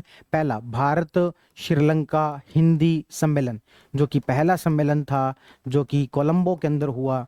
दूसरा हमने पढ़ा आपके इंडिया मलेशिया सिक्योरिटी डायलॉग, ये भी पहला था जो कि नई दिल्ली के अंदर हुआ। फिर हमने कहा फ्यूचर मिनरल्स, यानी कि भविष्य में मिनरल्स निकलेंगे, तो कहाँ पर? रियाद सऊदी अरब के अंदर। कहाँ पर? रियाद सऊदी अरब। 2 और पढ़े थे सम्मेलन। दावोस, दावोस क्या था? तो दावोस एक्चुअल में कोई सम्मेलन नहीं है, वर्ल्ड इकोनॉमिक फोरम का 55वां जो सम्मेलन है वो दावोस स्विट्जरलैंड के अंदर हुआ। और एक लास्ट और बता दो कौन सा था? स्टील फैब एक्सपो, जो कि शारजाह यूएई के अंदर हुआ। इस तरीके से बार बार बार बार चीजों को रिकॉल करेंगे तो याद हो जाएगा, ठीक है ना। और मैं बार बार ये कहता रहता हूँ कि ठीक है, मेरी वीडियोस आप देख सकते हो 2 की स्पीड पर, जब पर ज्यादा फायदा कब होगा? जब हम खुद चीजों को रिवाइज करेंगे, है ना। तो उन वो करना पड़ेगा। चलो आगे बढ़ते हैं। अब है चर्चित स्थान। चर्चित स्थान में एक आपके लिचेनस्टाइन, यहाँ पर 3 देश है छोटे छोटे, उसमें से एक देश आता है लिचेनस्टाइन। हाल ही में समलैंगिक विवाह को इन्होंने मान्यता दी है। होमोसेक्सुअल जो मैरिज है उनको मान्यता दी है। किसने? लिचेनस्टाइन ने। माल्डोवा आईईसी की सदस्यता को स्वीकार किया है, इंटरनेशनल सोलर अलायंस को। माल्डोवा, मुझे बताओ माल्डोवा के हाल ही में प्रेसिडेंट कौन बने? तो आप कहोगे मैया सेंडू। कौन बने? मैया सेंडू। इस तरीके से एक जगह से दूसरी जगह चीजों को लिंक भी किया जाए। तो आईईसी की सदस्यता स्वीकार की है और यहाँ के प्रेसिडेंट कौन बने हैं? तो आप कहोगे मैया सेंडू। उसके बाद में मकरान, ये ईरान की जो नई राजधानी है उसका नाम क्या होगा? मकरान। मुझे बताओ ईरान का हाल ही में कौन से देश के साथ में कॉम्प्रिहेंसिव स्ट्रेटेजिक पार्टनरशिप हुई? आप कहोगे रूस। ईरान की कौन से देश के साथ में कॉम्प्रिहेंसिव स्ट्रेटेजिक पार्टनरशिप हुई? तो आंसर क्या है जी? रूस। और ईरान के बारे में हमने क्या पढ़ा? मकरान इसकी नई राजधानी होगी, ईरान मकरान, ठीक है। ओमान जो है वो 30 वर्ष बाद में लासेल खदान जो है उसका निर्यात, तांबे का निर्यात यहाँ पर वापस शुरू कर रहा है, ठीक है ना। ये कहाँ पर है? ओमान के अंदर, तांबे का निर्यात। रूस के अंदर जो है वो याकूटिया क्षेत्र है, रूस के अंदर 50,000 साल पुराना हाथी का जो शिशु है, बच्चा जो है, उसके अवशेष मिले हैं जिसका नाम था मेमथ। याना खोजा गया, है ना। वो हम जब रूस घूमने गए थे तो हमारे जो गाइड थे उनका नाम था याना लाता। क्या नाम था? याना लाता। तो वही है बस, पुराना शिशु हाथी का, जिसको क्या बोला है? याना। तो याकूटिया के अंदर रूस के अंदर 50,000 साल पुराना ऐसा एक अवशेष मिला है। पहले 4-5 बातें बताऊं। लिचेनस्टाइन के अंदर देखो, ऐसे कोई नहीं याद हो तो मैं कुछ भी मेरा वो उद्देश्य नहीं है, पर थोड़ा सा याद रखना, लिचड़ और समलैंगिकता विवाह, लिचेनस्टाइन, ऐसे याद रह जाएगा। मालडोवा आईएसए की सदस्यता स्वीकार करना। मकरान ईरान की राजधानी। ईरान के बारे में एक बात और क्या देखी थी, रूस के साथ में न्यूक्लियर कॉम्प्रिहेंसिव स्ट्रेटेजिक पार्टनरशिप हो गया। और मालडोवा के बारे में एक और बात देखी थी, मैया सेंडू वाली। ओमान के अंदर लासेल खदान जहां से कि तांबे का निर्यात शुरू हो रहा है। रूस के अंदर 50,000 साल पुराना जो शिशु, उसके अवशेष वगैरह देख लिए हाथी का। उसके बाद तिब्बत के अंदर 7.1 तीव्रता का भूकंप आया, है ना, बहुत ज्यादा मीडिया में भी खबरें थी, तिब्बत के अंदर 7.1 तीव्रता का भूकंप आया। ऑस्ट्रेलिया के अंदर विश्व का पहला क्रायोबॉर्न बेबी कोरल स्थापित किया गया है ना, क्या स्थापित किया गया है, क्रायोबॉर्न बेबी कोरल जो है यहाँ पर स्थापित किया गया है। मतलब कि ये कोई ऐसे क्रायोबॉर्न बेबी कोरल का यहाँ पर मतलब कोरल लिख दे, कोरल, हाँ, कोरल जो स्थापित किया गया है। क्रायोबॉर्न का मतलब यहाँ पर है कि को जो क्रायोजेनिक जो टेम्परेचर होता है उसके ऊपर उसको रखा गया, जो स्पन जो है उसको उस टेम्परेचर पर जो वो प्रिजर्व किया गया। और कोरल जो होता है, कोरल आपने वो देखे होंगे ना, होते ना यार अपन वो समुद्र किनारे जो होते हैं, ठीक है, कोरल जू जेंटलियर वाले, तो उससे जो है इनका एक तरीके से क्लोनिंग जो उसकी की गई, ठीक है, तो वो थोड़ा सा ध्यान रखना है आपके। फर्स्ट दुनिया का पहला ये क्रायोबॉर्न बेबी कोरल स्थापित किया गया ऑस्ट्रेलिया के अंदर। इंडोनेशिया ब्रिक्स का 11वां पूर्ण सदस्य बन चुका है और इसके बारे में अपन याद कर चुके हैं। और ब्रिक्स के शुरुआत में 5 देश थे, बाद में देसाई नाम से अपन ने याद किया था, जहां तक मुझे याद आ रहा है DESAI ऐसे याद किया था अपन ने। डी का मतलब था यहाँ पर दुबई, दुबई यानी कि यूएई। ई का मतलब था इथोपिया। एस का सऊदी अरेबिया था। आई का मतलब यहाँ पर इंडोनेशिया था। फिर बाद में आई इंडोनेशिया जो वो हट गया था, लेकिन अब वापस जो वो इंडोनेशिया ब्रिक्स का 11वां पूर्ण सदस्य देश बन गया है, ठीक है ना। तो ये 5 देश के बाद में कौन कौन से जुड़े, तो उसको देसाई से अपन ने याद किया था, याद होगा आपको, ठीक है। तो इंडोनेशिया जो 11वां ब्रिक्स का पूर्ण सदस्य देश बन गया है। भारत के विदेश सचिव और अफगानिस्तान के विदेश सचिव के बीच में दुबई के अंदर वार्ता हुई। भारत के विदेश सचिव और अफगानिस्तान के विदेश सचिव के बीच दुबई के अंदर वार्ता हुई। कतर दोहा इजराइल और हमास के बीच में शांति समझौता लेके गया कतर दोहा, ठीक है। नाइजीरिया ब्रिक्स का 9वां भागीदार देश बन गया, पार्टनर कंट्री। देखो ब्रिक्स के एक तो होता है फुल टाइम मेंबर और एक होता है पार्टनर कंट्री। तो फुल टाइम मेंबर तो हो गए 11 इंडोनेशिया को मिलाकर, और जो इसका पार्टनर कंट्री है वो है 9वां, कौन सा, नाइजीरिया, नाइजीरिया, ठीक है ना। तो ब्रिक्स का 9वां पार्टनर कंट्री कौन बना है, नाइजीरिया। और जो फुल टाइम मेंबर है 11th है वो कौन सा बना है आपके, इंडोनेशिया। आगे बढ़ते हैं। कैलिफोर्निया यूएसए के जंगलों के अंदर आग लग गई। ओहियो यूएसए ने अक्टूबर 2025 को हिंदू विरासत माह घोषित किया। यूएसए के अंदर एक स्टेट है जिसका नाम क्या है, ओहियो। उन्होंने क्या किया, अक्टूबर 2025 को हिंदू विरासत माह घोषित किया है। उसके बाद में आपके ये जो त्रिनिदाद टोबैगो है, ये यहाँ पर जो छोटे छोटे आइलैंड पड़ते हैं त्रिनिदाद टोबैगो, वहां पर हिंसा के कारण आपातकाल की घोषणा की गई है, ठीक है ना। तो declaration of emergency due to violence, तो हिंसा के कारण आपातकाल की घोषणा की गई कहां पर, त्रिनिदाद और टोबैगो के अंदर।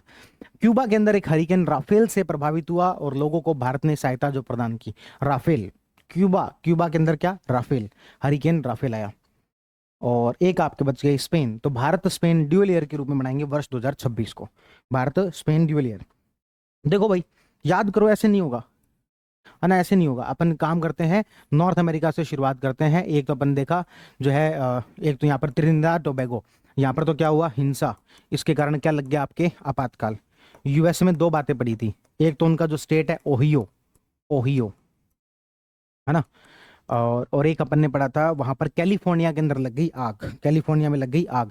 ओहियो ने तो क्या किया, अक्टूबर माह को हिंदू विरासत माह के रूप में घोषित कर दिया, और कैलिफोर्निया में क्या लग गई थी, आग। इधर आते हैं अपन, एक अपन अफ्रीका के अंदर पढ़ा था नाइजीरिया, अफ्रीका में पढ़ा था नाइजीरिया। नाइजीरिया जो ब्रिक्स का 9वां पार्टनर कंट्री बन गया, 9वां पार्टनर कंट्री। इधर से पढ़ा था कतर, कतर जो है वो इजराइल और हमास के बीच में शांति समझौता लेकर गया है। अब देखो करंट अफेयर पढ़ते समय में मैं थोड़ी सी ये मान के चल लेता हूँ कि आपको कुछ बेसिक बातें पता हैं और हम सिर्फ वैल्यू एडिशन कर रहे हैं। एग्जाम्पल के तौर पर इजराइल और हमास का क्या मुद्दा है, ठीक है। तो ज्यादा डिटेल में ना सही पर कम से कम पता हो कि भाई एक इजराइल नाम का देश है और एक जो वो फिलिस्तीन नाम का देश है, जहां पर कि एक आतंकवादी संगठन के रूप में जिसे कहा जाता है उसका नाम है हमास। उनके बीच में विवाद चलते रहते हैं गाजा पट्टी को लेकर। और हाल ही में कुछ समय पहले पहले हमास ने हमला किया, फिर इजराइल ने रिस्पॉन्ड किया। काफी लंबे समय से कि युद्ध चल रहा था, उसको लेकर कतर ने जो है इनके बीच में मध्यस्थता की कोशिश की। दुबई के अंदर भारत के सचिव और अफगानिस्तान के विदेश सचिव जो आपस में मिलकर बैठ के बातचीत कर रहे हैं। ईरान की नई राजधानी बनाई गई है मकरान को। लिechtenstein जो है उसने समलैंगिकता जो विवाह है उसको अनुमति दे दी है। मालडोवा के अंदर क्या पड़ा था, एक तो मैया सेंडू पड़ा था, एक और चीज पड़ी थी मालडोवा के अंदर, क्या पड़ा था मालडोवा में, हाँ ISI की ये आपके जो इंटरनेशनल सोलर अलायंस है उसकी सदस्यता जो स्वीकार कर ली है। ऑस्ट्रेलिया में जो क्राईबॉर्न बेबी कोरल जो है वर्ल्ड का फर्स्ट वो डेवलप किया गया है। और क्या पड़ा था, और क्या क्या चीज आई थी, दुबई हो गया, हाँ नाइजीरिया ये भी हो गया, ऑस्ट्रेलिया वाला हो गया। इंडोनेशिया जो है ब्रिक्स का 11वां सदस्य देश बना है। तो ये भूकंप तिब्बत के अंदर भूकंप, तो इस तरीके से ये सारे के सारे वन लाइनर अपन ने पढ़ लिए और इनको याद करना है, मेन बात ये है। और इसको इस तरीके से याद किया जाए कि हाँ अभी तक हमने क्या क्या पढ़ा है उसी तरीके से।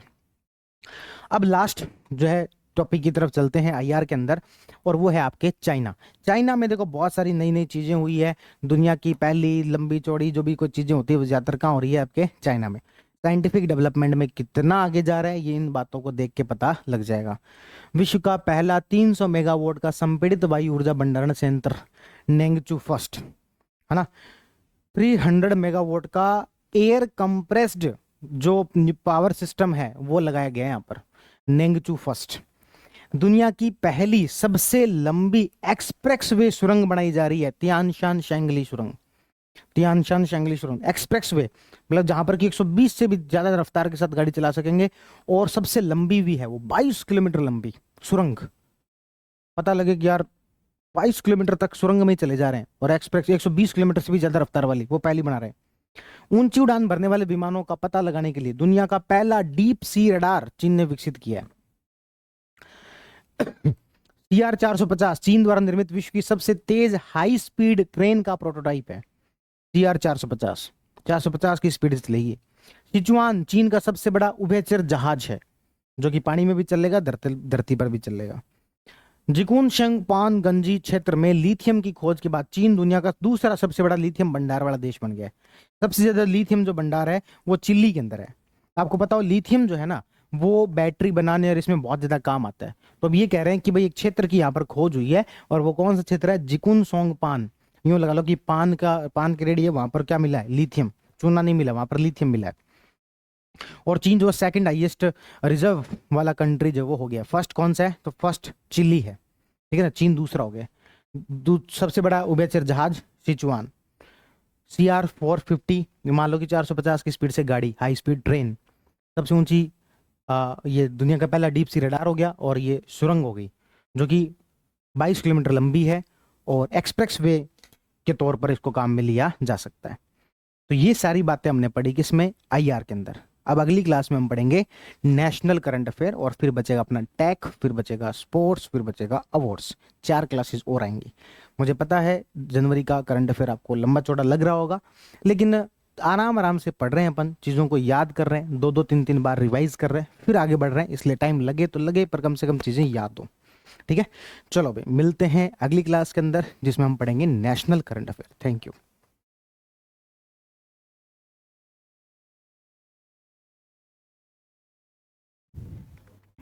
हाँ जी, स्वागत है आपका सिरेमिक एकेडमी के प्लेटफॉर्म पर। तो आज अपन फरवरी महीने का जो करंट अफेयर है उसको आगे बढ़ाते हैं। तो आज की क्लास में अपन पढ़ेंगे इंटरनेशनल करंट अफेयर।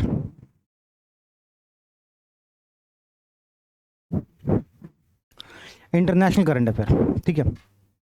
उसमें जो सबसे पहला जो आर्टिकल है वो है कि भारत के प्रधानमंत्री फ्रांस यात्रा पर गए। फ्रांस के साथ में भारत के जो संबंध है वो हमेशा से ही बहुत अच्छे रहे, और फ्रांस जो है वो टेक्नोलॉजी के मामले में काफ़ी ज़्यादा अच्छा रहा है। और हाल ही में भारत और फ्रांस के द्वारा आर्टिफिशियल इंटेलिजेंस पर बहुत सारे समझौते जो किए गए। ये किसी भी राजस्थान के एग्जाम में या फिर UPSC के एग्जाम में ये बहुत ज़्यादा इंपॉर्टेंट हो जाता है, फ्रांस के साथ भारत के जो समझौते हुए हैं उनके बारे में।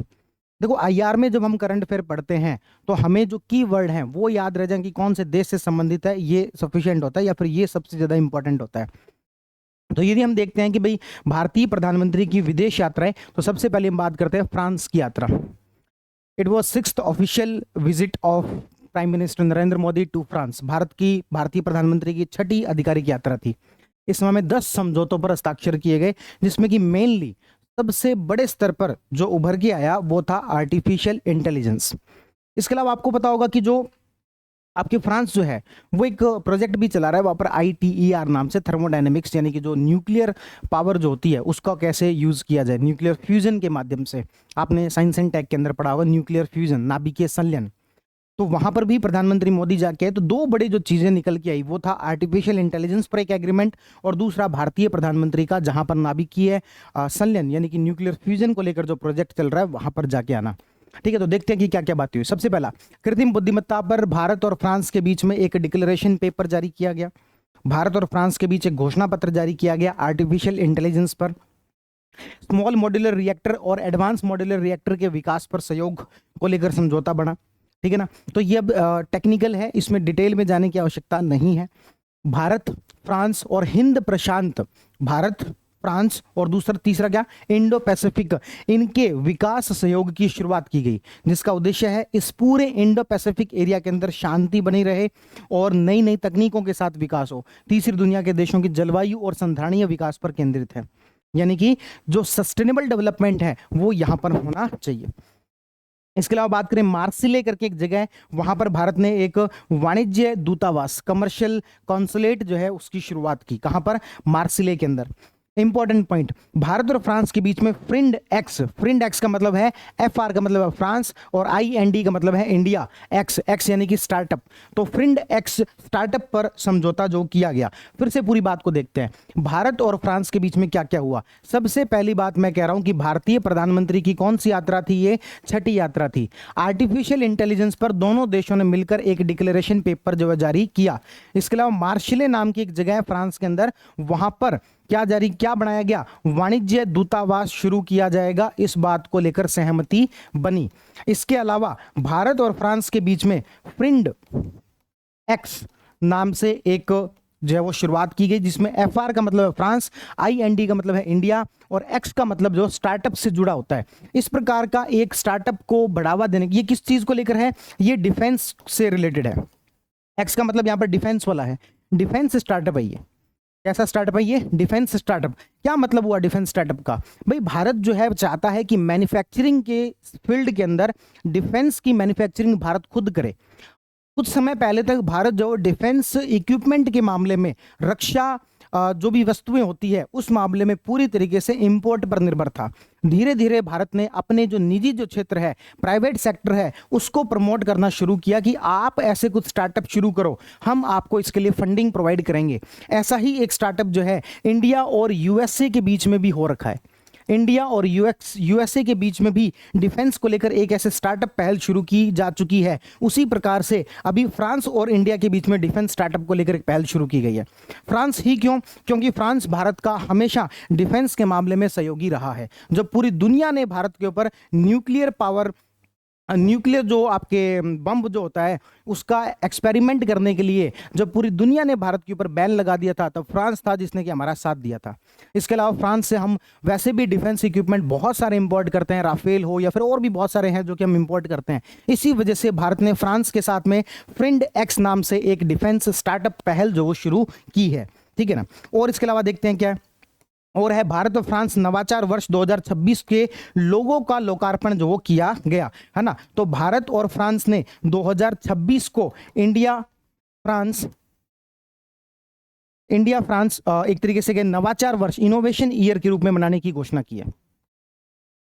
नवाचार वर्ष, इंडिया फ्रांस इनोवेशन ईयर के रूप में मनाने की जो घोषणा की है, उसका लोगो एक बार यदि आप देखो कि कैसा है लोगो, तो एक बार वो भी अपन देख लेते हैं। तो ये इस प्रकार का भारतीय प्रधानमंत्री जी के द्वारा लोगो जो जारी किया गया,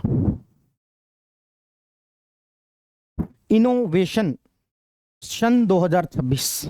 तो इन्होंने हिंदी इंग्लिश का ऐसा मिक्सचर तैयार किया है और इस प्रकार का एक लोगो तैयार किया है। तो फ्रांस के बारे में क्या क्या बातें बढ़ी, पहली बात भारतीय प्रधानमंत्री की 6ठी यात्रा थी। दूसरी बात AI को लेकर जो है वो एक डिक्लेरेशन पेपर, घोषणा पत्र जारी किया। मार्सले के अंदर वाणिज्य दूतावास तैयार करेंगे। इसके अलावा इंडो पैसिफिक एरिया उसको लेकर सहयोग के लिए सहमति बनी ताकि सस्टेनेबल डेवलपमेंट को बढ़ावा दिया जा सके। फ्रिंड एक्स जो कि डिफेंस स्टार्टअप है उसका शुरुआत की गई। वर्ष 2026 को India France year of innovation के रूप में जो किया जा रहा है। इसके अलावा भारत के प्रधानमंत्री ने ITER का दौरा किया। ITER क्या है, जो भी थोड़ी देर पहले मैं कह रहा था, न्यूक्लियर पावर के लिए न्यूक्लियर फ्यूजन का प्रयोग करते हुए एक एक्सपेरिमेंट फ्रांस के द्वारा किया जा रहा है। उस जो एक्सपेरिमेंट है उसका जो उन्होंने दौरा किया। सबसे महत्वपूर्ण इस दौरान जो हुआ, एआई एक्शन को लेकर एक नया प्लेटफॉर्म जो जारी किया गया भारत और फ्रांस के द्वारा। ये जो चीज़ है वो बहुत ज़्यादा इंपॉर्टेंट है यूपीएससी के एग्जाम के पर्सपेक्टिव से, खास तौर पर एआई एक्शन शिखर सम्मेलन। कौन सा? एआई एक्शन शिखर सम्मेलन। पहला एआई एक्शन शिखर सम्मेलन था पेरिस, फ्रांस के अंदर हुआ। इसकी अध्यक्षता भारत और फ्रांस ने संयुक्त रूप से की। फ्रांस के नेतृत्व के अंदर सतत एआई के लिए गठबंधन alliance for sustainable AI, alliance for sustainable AI, ठीक है ना, वो लॉन्च किया गया। और ईयू की जो अध्यक्ष है उर्सुला वॉन डेर लेयन, उन्होंने इन्वेस्ट एआई पहल लॉन्च की। कौन सी पहल लॉन्च की? इन्वेस्ट एआई पहल जो वो लॉन्च की। ये जो है आप देखिए, भारत, फ्रांस, चीन सहित 58 देशों ने संयुक्त घोषणा वक्तव्य लोगों और ग्रह के लिए समावेशी और सतत एआई पर हस्ताक्षर किए। यानी कि ओवरऑल हम ये बात करें, जो आर्टिफिशियल इंटेलिजेंस को लेकर पहला जो शिखर सम्मेलन था, इसमें 58 देशों ने एक तरीके से इसके ऊपर हस्ताक्षर किए, जिसमें कहा गया कि सस्टेनेबल डेवलपमेंट के लिए एआई का यूज किया जाएगा। सस्टेनेबल डेवलपमेंट के लिए क्या किया जाएगा? एआई का यूज किया जाएगा। अब इस पूरी बात को मैं एक बार फिर से आपके सामने जब समराइज कर देता हूं, तो फ्रांस की विजिट से क्या क्या निकल के आता है। पहली बात, भारतीय प्रधानमंत्री मोदी जी की यह छठी यात्रा थी। यहां पर मार्सिले नाम की एक जगह है, वहां पर वाणिज्य दूतावास शुरू किया जाएगा। भारत और फ्रांस ने एआई के लिए एक डिक्लेरेशन पेपर जारी किया। यहां पर हमने देखा भारतीय प्रधानमंत्री ने आईटीईआर का दौरा किया। भारत और जो है फ्रांस के बीच में 2026 का जो वर्ष है वो इनोवेशन ईयर के रूप में बनाया जाएगा, उसका लोगो जारी किया गया। और यहां पर फ्रिंड एक्स नाम से एक डिफेंस स्टार्टअप की पहल जो है उसको शुरू किया गया। और जो है इंडो पैसिफिक, इंडिया और फ्रांस के बीच में यानी कि त्रिपक्षीय सहयोग को बढ़ावा देने के लिए काम किया गया। इसके अलावा एआई पर एक एक्शन शिखर सम्मेलन जो आयोजित किया गया, एआई एक्शन शिखर सम्मेलन, जिसकी अध्यक्षता भारत और फ्रांस ने दोनों ने मिलकर की। फ्रांस ने यहां पर AI for sustainable development, AI for sustainable development नाम की जो पहल है वो लॉन्च की। इसके अलावा उर्सुला वॉन जो डेर लेयन है, उन्होंने इन्वेस्ट एआई पहल लॉन्च की, इन्वेस्ट एआई पहल लॉन्च की। और 58 देशों ने मिलकर इसके ऊपर जो एक तरीके से हस्ताक्षर किए। ये सारी बातें हमने पढ़ी किसके रेफरेंस के अंदर? फ्रांस के रेफरेंस के अंदर। सारी बातें क्लियर है? इनमें से बहुत सारी चीजें जो बहुत ज्यादा इंपॉर्टेंट है। अब आगे बढ़ते हैं और अगला आर्टिकल हम पढ़ेंगे यूएसए। भारत के प्रधानमंत्री यूएसए की यात्रा पर भी गए। यूएसए के अंदर सरकार बदल चुकी है। यूएसए के अंदर नए जो प्रेसिडेंट है वो डोनाल्ड ट्रंप आ चुके हैं। भारत और अमेरिका के जो संबंध है वो हमेशा से अच्छे रहे और ट्रंप के साथ में और अच्छे रहेंगे। इसके साथ साथ ट्रंप जो है अपने बोल्ड डिसीजन के लिए जाने जाते हैं। जैसे ही ट्रंप आए तो उन्होंने कहा कि हम डब्ल्यूएचओ से बाहर हो जाएंगे। जैसे ही ट्रंप आएंगे तो वो जो यूनेस्को वगैरह जो है इससे बाहर होने की बातें करेंगे, वो पेरिस ट्रीटी से बाहर होने की बातें करेंगे। तो भारत और यूएसए के बीच में क्या कुछ जो है देखने को मिला। भारतीय प्रधानमंत्री जब यूएसए गए तो उन्होंने एक बड़ा अजीबोगरीब जो है वो एक स्टेटमेंट दिया, जिसकी बहुत ज़्यादा आलोचना हुई या फिर बहुत ज़्यादा चर्चा हुई। वो था मीगा प्लस मागा इज इक्वल टू मेगा। ये एक नया कॉन्सेप्ट दिया, यानी कि मेक इंडिया ग्रेट अगेन। क्योंकि यूएसए के जो प्रेसिडेंट है वो जब चुनाव जीत के आए थे तो उन्होंने एक नारा दिया था कि हम अमेरिका को फिर से ग्रेट बनाना चाहते हैं। उन्होंने नारा दिया था मेक अमेरिका ग्रेट अगेन। तो उन्होंने नारा, भारतीय प्रधानमंत्री ने दे दिया नारा कि मेक इंडिया ग्रेट अगेन। ठीक है, तो मीगा प्लस मागा मिलकर क्या बन जाएंगे? मेगा बन जाएंगे। मेगा का यहां पर मतलब क्या हुआ? मेक इंडिया ग्रेट अगेन और मेक अमेरिका ग्रेट अगेन। इस तरीके से उन्होंने एक नई अवधारणा जो यहां पर दे दी। इसके अलावा और क्या क्या बातें हुई? और यहां पर एक मिशन 500 लॉन्च किया गया। क्या लॉन्च किया गया? मिशन 500।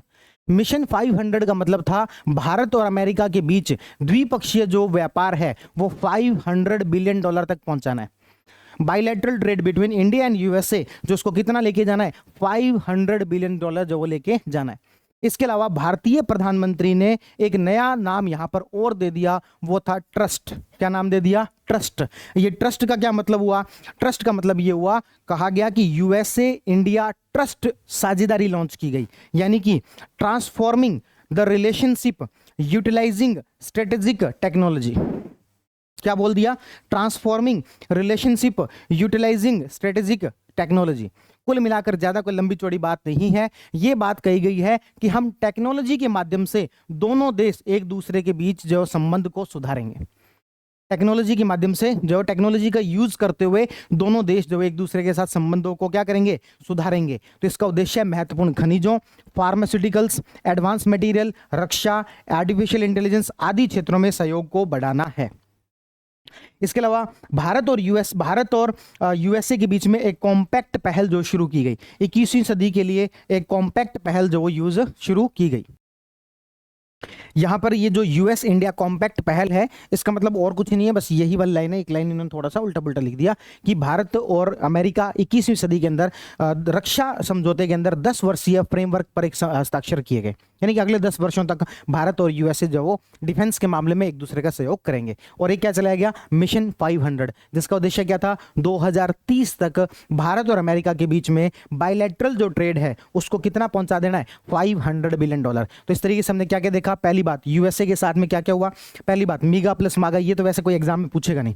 दूसरी बात ट्रस्ट क्या था, 2 शब्द याद रख लेना कि स्ट्रेटेजिक टेक्नोलॉजिकल, यानी कि टेक्नोलॉजी के माध्यम से एआई, फार्मास्यूटिकल, इन सब का यूज करते हुए भारत और अमेरिका के बीच संबंधों को और अच्छा करना। मिशन 500 क्या था, भारत और अमेरिका के बीच में जो बाइलैटरल ट्रेड है उसको 2030 तक कितना पहुंचा देना, $500 बिलियन पहुंचा देना। इसके अलावा इंडिया यूएसए कॉम्पैक्ट पहल शुरू की गई, जिसका मतलब क्या था, अगले 10 वर्षों तक भारत यूएसए के बीच में डिफेंस कॉपरेशन जो किया जाएगा। क्या किया जाएगा, डिफेंस कॉपरेशन जो किया जाएगा। उसके बाद में और क्या क्या है, यूएसए ने भारत की अंतर्राष्ट्रीय ऊर्जा एजेंसी की पूर्ण सदस्यता का समर्थन जो वो किया। इंटरनेशनल एनर्जी एसोसिएशन एक संस्था है, इंटरनेशनल एनर्जी एसोसिएशन, उसका भारत जो फुल टाइम मेंबर नहीं है। इसका कारण भी वही है, जब भारत ने न्यूक्लियर एक्सपेरिमेंट किए, नाभिकीय परीक्षण यहाँ पर किए, तो इन ऑर्गेनाइजेशंस ने भारत के ऊपर रोक लगा दी। इवन मैं कहूँ कि ये ऑर्गेनाइजेशन बना ही इस वजह से था, इंटरनेशनल एनर्जी एजेंसी ये बनी ही इस वजह से थी कि जिस प्रकार से भारत ने नाभिकीय परीक्षण किया है, आने वाले वर्षों में कोई देश ऐसा ना करे। इसके लिए कोई भी विकसित देश दूसरे देश को यदि किसी प्रकार की तकनीक यदि ट्रांसफर करता है तो उसके लिए एक रेगुलेटर के रूप में काम करता है ये इंटरनेशनल एनर्जी एजेंसी। ठीक है, इसका भारत जो फुल टाइम मेंबर बने, इस बात का समर्थन किसने किया, यूएसए ने किया। ये भी प्री लायक कोई काम का क्वेश्चन बनता नहीं है। उसके बाद इंडिया प्रशांत क्षेत्र के अंदर, इंडो पैसिफिक क्षेत्र के अंदर इंडस्ट्रियल डेवलपमेंट को बढ़ावा देने के लिए एक इनिशिएटिव शुरू किया गया, उसका नाम रखा गया एशिया। क्या नाम रखा गया, एशिया। एशिया का यहां पर मतलब क्या है, autonomous system for industrial alliance, autonomous system for industrial alliance. फिर से सुन लो, Asia autonomous system for industrial alliance, यानी कि हिंद प्रशांत क्षेत्र में औद्योगिक साझेदारी और उत्पादन को बढ़ावा देने के लिए यह काम जो किया गया। ठीक है, हिंद महासागर सामरिक उद्यम, ठीक है, एक तरीके से आर्थिक कनेक्टिविटी और वाणिज्य को बढ़ावा देने के लिए, निवेश को आकर्षित करने के लिए यह काम जो किया गया। उसके बाद और क्या किया गया, इंडस इनोवेशन। इंडस का मतलब ही क्या हुआ, IND मतलब कि इंडिया, यूएस का मतलब यूएसए। इंडस इनोवेशन, ताकि अंतरिक्ष के मामले में, ऊर्जा के मामले में और दूसरी जो एमर्जिंग टेक्नोलॉजीज है उसके अंदर ज्यादा से ज्यादा इन्वेस्टमेंट जो वो किया जा सके। और भारत अमेरिका 1-2-3 असैन्य परमाणु जो समझौता है उसके पूर्ण क्रियान्वयन की प्रतिबद्धता व्यक्त की। तो ये सब चीजें जो प्री में काम की नहीं होती है। अपन वापस से चलते हैं, तो यूएसए के साथ में एक और जो काम की बात हुई हमारे, वो क्या था, एशिया। एशिया मतलब autonomous system for industrial alliance. और इसके अलावा एक हमें याद रखना है, इंडस इनोवेशन। इंडस इनोवेशन का मतलब यहां पर क्या है कि आर्टिफिशियल इंटेलिजेंस और इन सब के माध्यम से हमें जो इनोवेशन को बढ़ावा देना है। तो यूएसए में काम की बातें ये हैं, ये पॉइंट याद रखना है। मुझे बताओ मिशन 500 क्या था, 2030 तक भारत यूएसए के बीच में बायलैटरल ट्रेड $500 बिलियन हो जाए। ट्रस्ट क्या था, तो ट्रस्ट मतलब कि यहां पर याद रखना है स्ट्रेटेजिक टेक्नोलॉजी, यानी कि इन तकनीक के माध्यम से भारत अमेरिका के बीच सहयोग बढ़े। मीगा प्लस मागा का छोड़ो, इंडिया यूएस कॉम्पैक्ट पहल क्या है, इसके माध्यम से भारत और अमेरिका ने 10 वर्षों तक डिफेंस एक डील की है। एशिया क्या है, autonomous system for industrial alliance, Indo Pacific area के अंदर इंडस्ट्रियल प्रोडक्शन को बढ़ावा देने के लिए है। और इंडस इनोवेशन क्या है, तो जो भी नई नई जो टेक्नोलॉजी है उसके अंदर ज्यादा से ज्यादा क्या हो सके, इन्वेस्टमेंट जो वो हो सके, इस चीज को बढ़ावा देने के लिए है। तो क्या आपको यूएसए वाली पूरी बात और फ्रांस वाली पूरी बात याद हुई कि नहीं हुई? आगे बढ़ सकते हैं। चलिए भाई, अब हम बात करते हैं तीसरे आर्टिकल की तरफ, और वो है कतर के जो अमीर हैं उनकी भारत यात्रा। कतर के एक तरीके से प्राइम मिनिस्टर मान लो, उनकी भारत यात्रा, उसमें कुछ खास मोटी मोटी बातें ज्यादातर है नहीं जो इतने हमारे एग्जाम के काम की हो। देखो, जहां पर भी आए ना कि भी उन्होंने एक दूसरे की का समर्थन किया, आश्वासन दिया, इस प्रकार की चीजें प्री में खास तौर पर लिखने के लिए काम में नहीं आती है। मेंस में फिर भी कहीं ना कहीं अपन इसका यूज कर सकते हैं। तो शेख तमीम बिन बिन अहमद हमद की यह दूसरी राजकीय यात्रा थी। इन्होंने द्विपक्षीय रणनीतिक साझेदारी स्थापना समझौते पर जो हस्ताक्षर किए, बायलैटरल स्ट्रेटेजिक पार्टनरशिप पर इन्होंने समझौता पर हस्ताक्षर किए। इन्होंने लक्ष्य रखा कि अगले 5 वर्षों में हम अपना जो व्यापार है उसको दोगुना करके $28 बिलियन तक जो वो ले जाएंगे। जो डबल टैक्सेशन जो होता है उसको रोकने के लिए प्रयास किए, उसके लिए हस्ताक्षर हुए। व्यापार और निवेश को के बीच में समझौते के लिए कतर बिजनेसमैन एसोसिएशन और भारतीय उद्योग संघ के बीच में समझौता हुआ। इन्वेस्ट कतर और इन्वेस्ट इंडिया के बीच में समझौता हुआ। ठीक है ना, ये कोई बहुत मेजर पॉइंट नहीं है जहां से कि क्वेश्चन बन सकता है। तो एक बार देख लेते हैं फिर भी क्या क्या बातें हुई। तो हम कह रहे हैं कि फ्रांस और यूएसए के बाद हम पढ़ने जा रहे हैं अगला देश कौन सा, कतर। कतर के जो हमद नाम से बस याद रख लेना, उनकी ये दूसरी यात्रा थी। इस दौरान उन्होंने बायलैटरल स्ट्रेटेजिक पार्टनरशिप पर हस्ताक्षर किए। इस दौरान उन्होंने जो है वो बिजनेस के लिए एक तो CII और एक उनका बिजनेस वाला कुछ कुछ है उसके बीच में एक समझौता हुआ। इन्वेस्ट कतर और इन्वेस्ट इंडिया के बीच में एक समझौता हुआ। इसके अलावा इन्होंने UPI वहां पर हम शुरू कर देंगे ऐसी बात बोल के चले गए। ठीक है, इसके अलावा इन्होंने कह दिया कि अगले जो है वो 5 वर्षों के अंदर हम अपना जो आपसी व्यापार है उसको दोगुना करके कितना ले जाएंगे, $28 बिलियन तक पहुंचा देंगे। इसके अलावा इन्होंने गिफ्ट सिटी जो कि कहां पर है, गुजरात के अंदर है, गिफ्ट सिटी में एक अपना ऑफिस खोल दिया। गिफ्ट सिटी के अंदर क्या कर दिया, एक अपना ऑफिस जो वो खोल दिया। तो ये सब बातें हैं। तो कतर नेशनल बैंक द्वारा गिफ्ट सिटी गुजरात में कार्यालय खोला गया। कतर में QNB जैसे अपना PNB होता है, QNB के बिक्री केंद्रों पर UPI का संचालन किया जाएगा। और नई दिल्ली में भारत कतर संयुक्त व्यापार फोरम का आयोजन जो वो किया गया। नई दिल्ली के अंदर क्या, भारत कतर संयुक्त व्यापार फोरम का, तो India Qatar joint business forum, ये जो है वो किया गया। कहां पर किया गया, नई दिल्ली में। तो नई ये कतर के बारे में इतनी बातें याद रखनी है। ठीक है, एक बार तीनों देशों को रिवाइज करते हैं फिर आगे बढ़ते हैं। सबसे पहले हमने पढ़ा था फ्रांस के बारे में। फ्रांस के भारत के प्रधानमंत्री की छठी यात्रा थी। मार्सेले नामक जगह है, वहां पर वाणिज्य दूतावास जो उन्होंने शुरू कर दिया था। आर्टिफिशियल इंटेलिजेंस को लेकर दोनों ने एक डिक्लेरेशन पेपर जारी किया। भारतीय प्रधानमंत्री ITER एक जगह है, वहां पर एक्सपेरिमेंट का दौरा करने गए। 2026 को भारत और फ्रांस के बीच में इनोवेशन ईयर के रूप में मनाया जा रहा है। भारत और फ्रांस ने मिलकर फ्रिंड एक्स यानी कि फ्रांस इंडिया डिफेंस को लेकर एक स्टार्टअप पहल जो उसको शुरुआत कर रहे हैं। इंडिया पैसिफिक का त्रिपक्षीय समझौता किया गया ताकि सस्टेनेबल डेवलपमेंट हो सके। उर्सुला वॉन डेर लेyen, आज उसके बाद में AI एक्शन शिखर सम्मेलन लॉन्च किया गया। भारत और फ्रांस ने संयुक्त रूप से इसकी अध्यक्षता की। फ्रांस ने AI फॉर सस्टेनेबल डेवलपमेंट के लिए एक इनिशिएटिव शुरू किया। उर्सुला वॉन डेर लेyen जो कि EU के अध्यक्ष है, उन्होंने इन्वेस्ट AI जो शुरुआत की और 58 देशों ने इसके ऊपर जो हस्ताक्षर किए। USA के साथ हमने देखा मिशन 500, जिसके तहत 2030 तक भारत और अमेरिका के बीच जो व्यापार है उसको $500 बिलियन तक लेके जाना है। उसके बाद ट्रस्ट की बात की, यानी कि आपके स्ट्रेटेजिक टेक्नोलॉजी, यानी कि इसके माध्यम से दोनों देशों के बीच में सहयोग बढ़ाना है। मीगा प्लस मागा प्लस मेगा बना दिया। इंडिया USA कॉम्पैक्ट जो पहल है वो शुरू कर दी, जिसमें भारत और फ्रांस ने 10 वर्षों तक रक्षा समझौते पर बात की। एशिया यानी कि autonomous system for industrial alliance, यानी कि इंडो पैसिफिक एरिया के अंदर इंडस्ट्रियल प्रोडक्शन को बढ़ावा देने के लिए बात शुरू की गई और इंडस इनोवेशन जो वो शुरू किया गया। इसके अलावा कतर के जो अमीर हैं हमद, वो भारत के अंदर आए। बायलैटरल स्ट्रेटेजिक पार्टनरशिप जो उसके ऊपर सब हस्ताक्षर किए। भारत वाली संस्था है CII और उनकी एक संस्था है, उनके बीच में समझौता हो गया। इन्वेस्ट कतर और इन्वेस्ट इंडिया के बीच में समझौता हो गया। वहां पर UPI जो है उसको शुरू कर देंगे। भारत और कतर के बीच में जो व्यापार है अगले 5 वर्षों में $28 बिलियन ले जाएंगे। और गिफ्ट सिटी के अंदर जो उनका एक ऑफिस शुरू कर दिया गया। और नई दिल्ली के अंदर India Qatar joint business forum नाम से जो एक मीटिंग हुई। यहां तक की बात क्लियर है, आगे बढ़ सकते हैं। चलिए भाई, अब बढ़ते हैं अगले आर्टिकल पर। भारत ने EFTA डेस्क की शुरुआत जो वो की है। सबसे पहली बात तो ये सुन लो कि ये EFTA क्या है, फिर उसके बाद में अपन आगे बढ़ते हैं। तो EFTA है European free trade agreement. Free trade agreement. Bharat ये चाहता है कि इसके साथ में भारत का भी क्या हो जाए, एक फ्री ट्रेड एग्रीमेंट हो जाए। इसको लेकर टेपा नाम से भारत ईएफटीए मुक्त व्यापार समझौते को लेकर आपस में चर्चा जो वो की जा रही है। तो इसी के तहत में सारी कहानी है ये कि ईएफटीए डेस्क वर्ष 2024 में जो टेपा पर बातचीत हुई थी उसी पर यहां पर और डिस्कशन हुआ। क्या कहा गया, अगले 15 वर्षों में $100 बिलियन का निवेश और 1 मिलियन प्रत्यक्ष रोजगार सृजन किए जाएंगे। इसके अंतर्गत 92% टैरिफ लाइंस जो वो समाप्त कर दी गई, यानी कि लगभग 92% वस्तुओं पर आपस में जो टैक्स है वो नहीं लगेगा।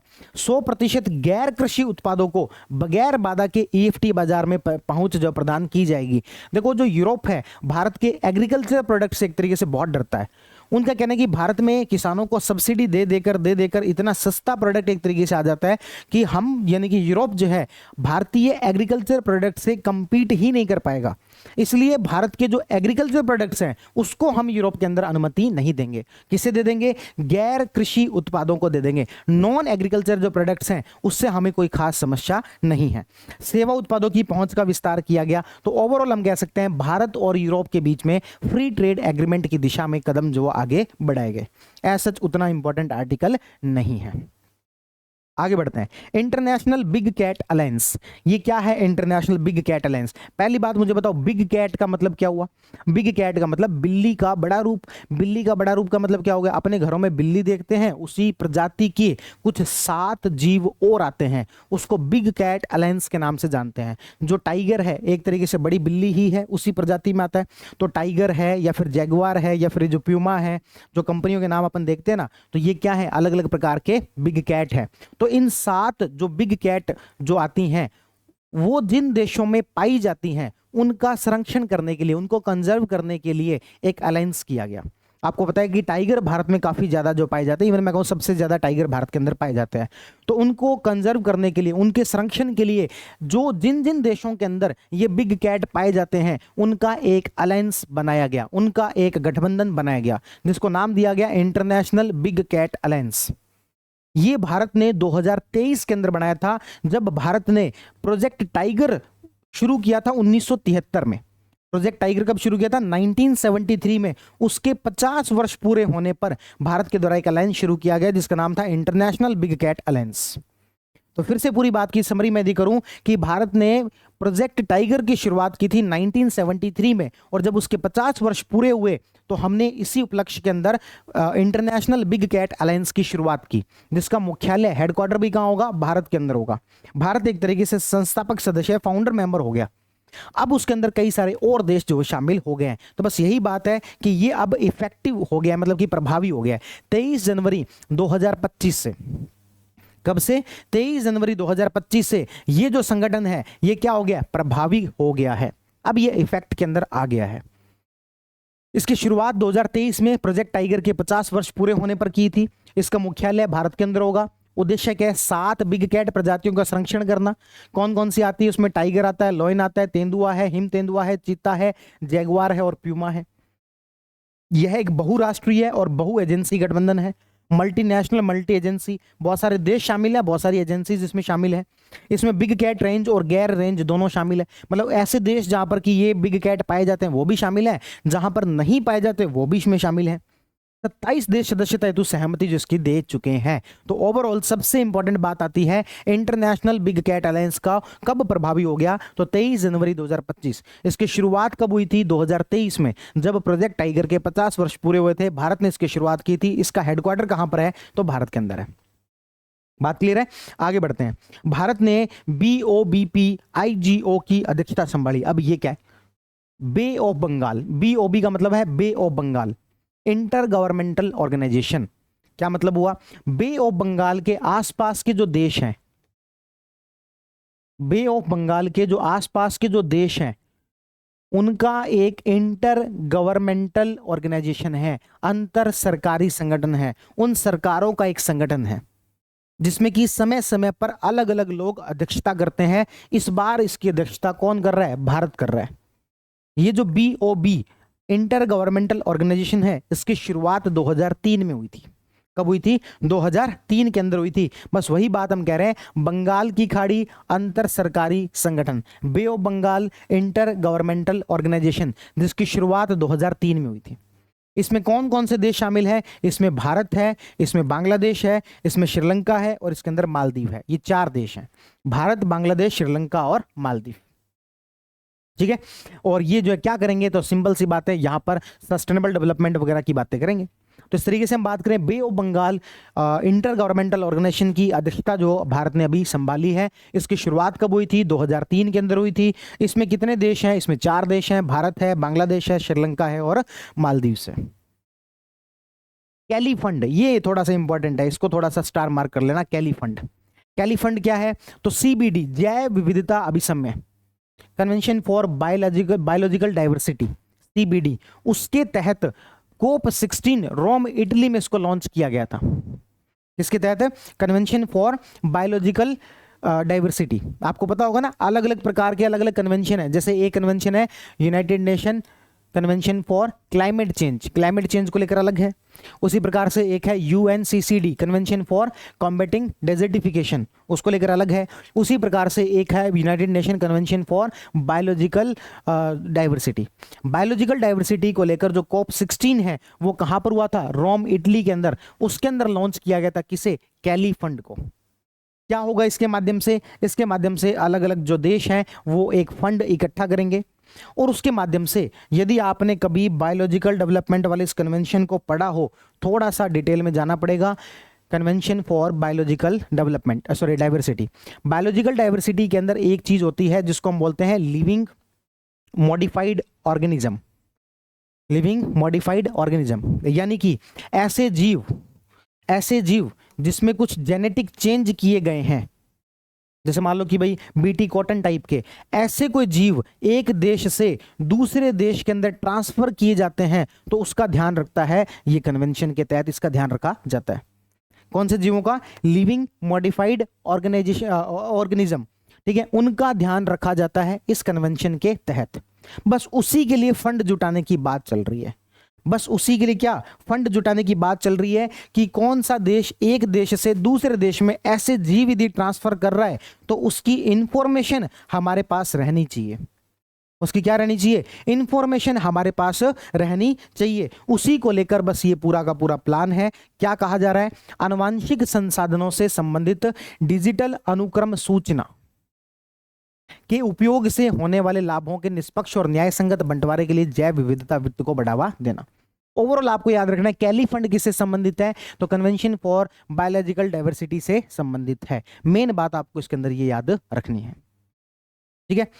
अब देखते हैं कुछ देशों के साथ में द्विपक्षीय समझौते हुए, बायलैटरल एग्रीमेंट हुए। भारत और पनामा ने आपस में एक समझौता किया है, वहां के सड़क, सामुदायिक केंद्र, शिक्षा, स्वास्थ्य, इन क्षेत्रों में सुधार करेंगे। पनामा आपको पता होगा नॉर्थ अमेरिका के बिल्कुल साउथ के अंदर एक सिटी है, एक देश है पनामा, जहां पर पनामा नहर भी आपने सुना होगा। तो वहां के डेवलपमेंट के लिए भारत जो प्रयास करेगा, तो भारत और पनामा के बीच में समझौता हुआ है कि भारत पनामा के अंदर सड़क और ये सब, गरीब देश है तो भारत यहां पर बना के दे रहा है।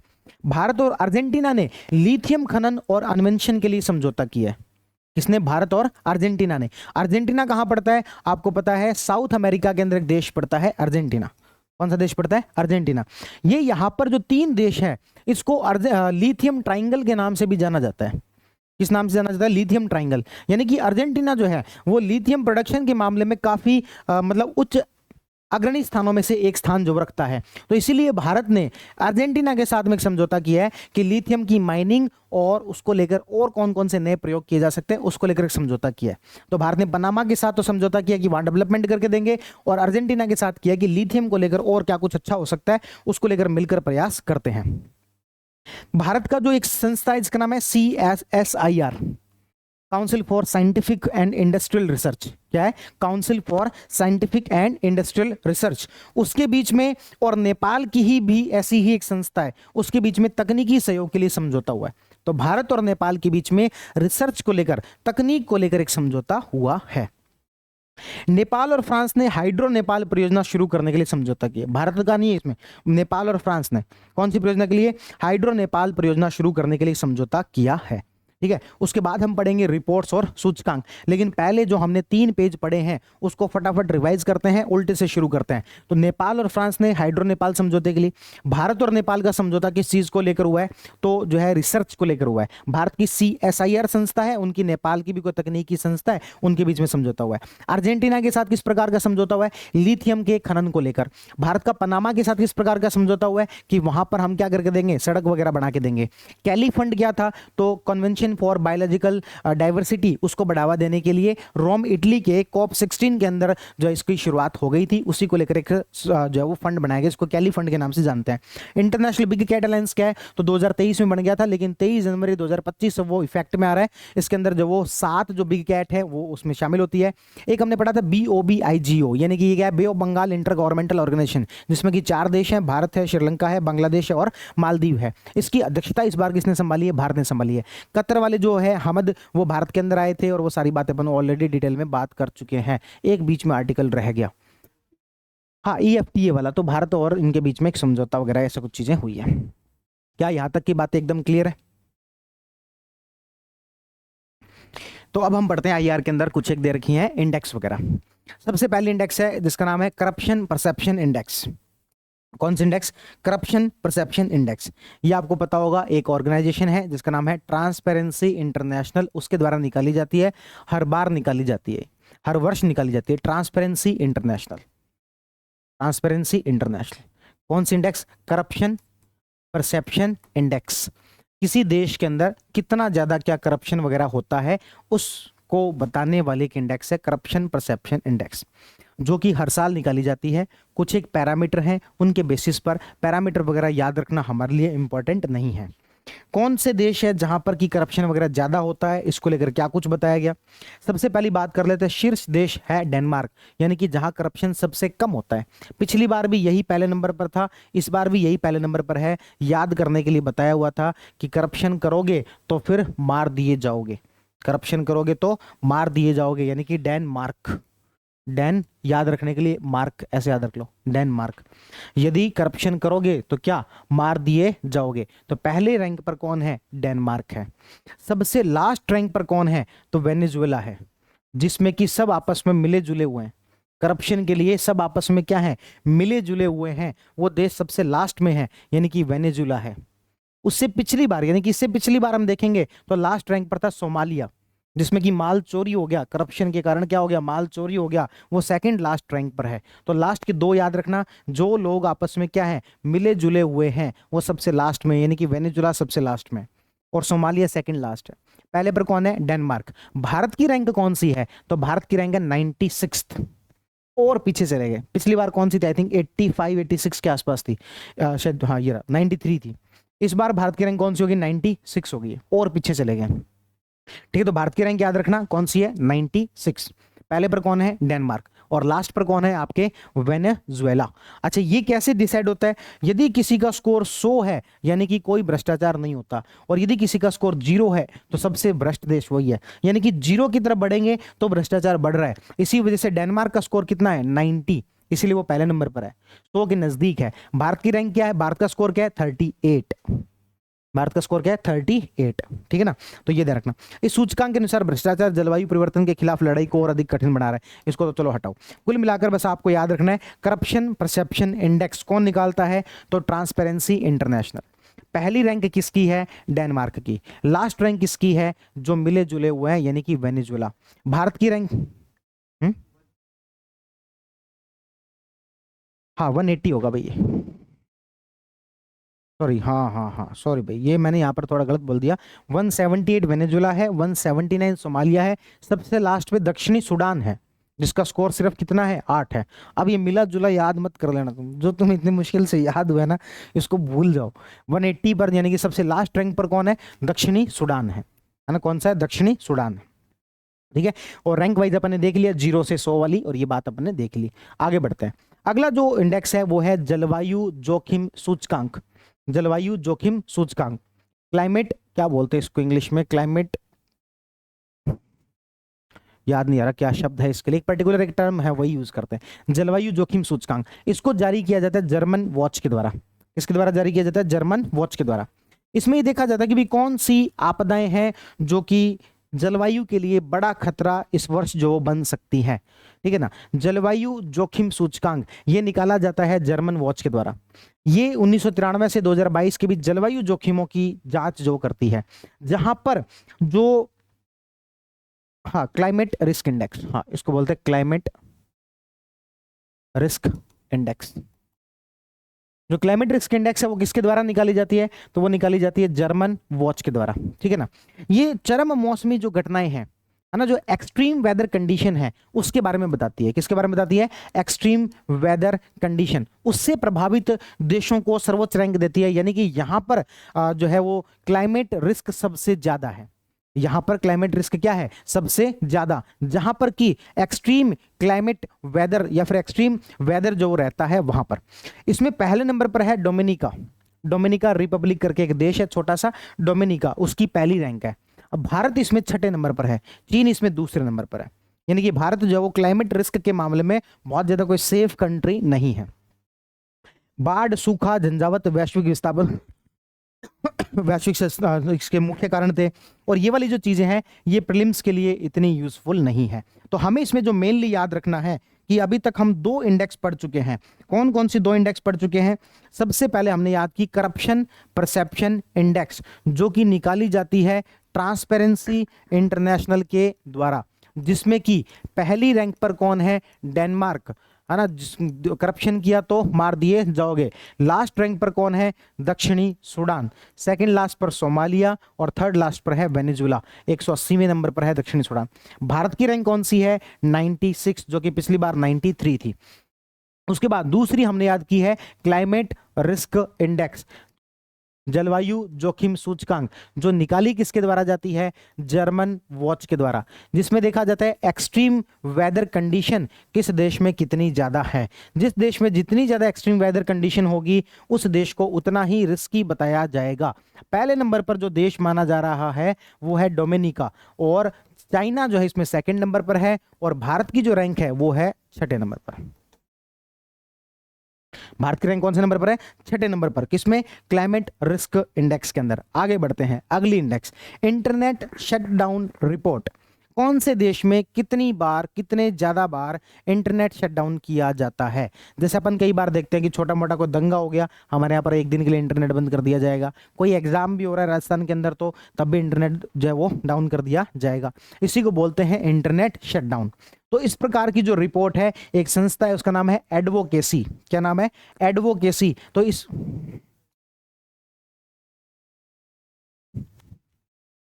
एडवोकेसी नामक जो संस्था है उसके द्वारा ये इंडेक्स जो निकाली जाती है।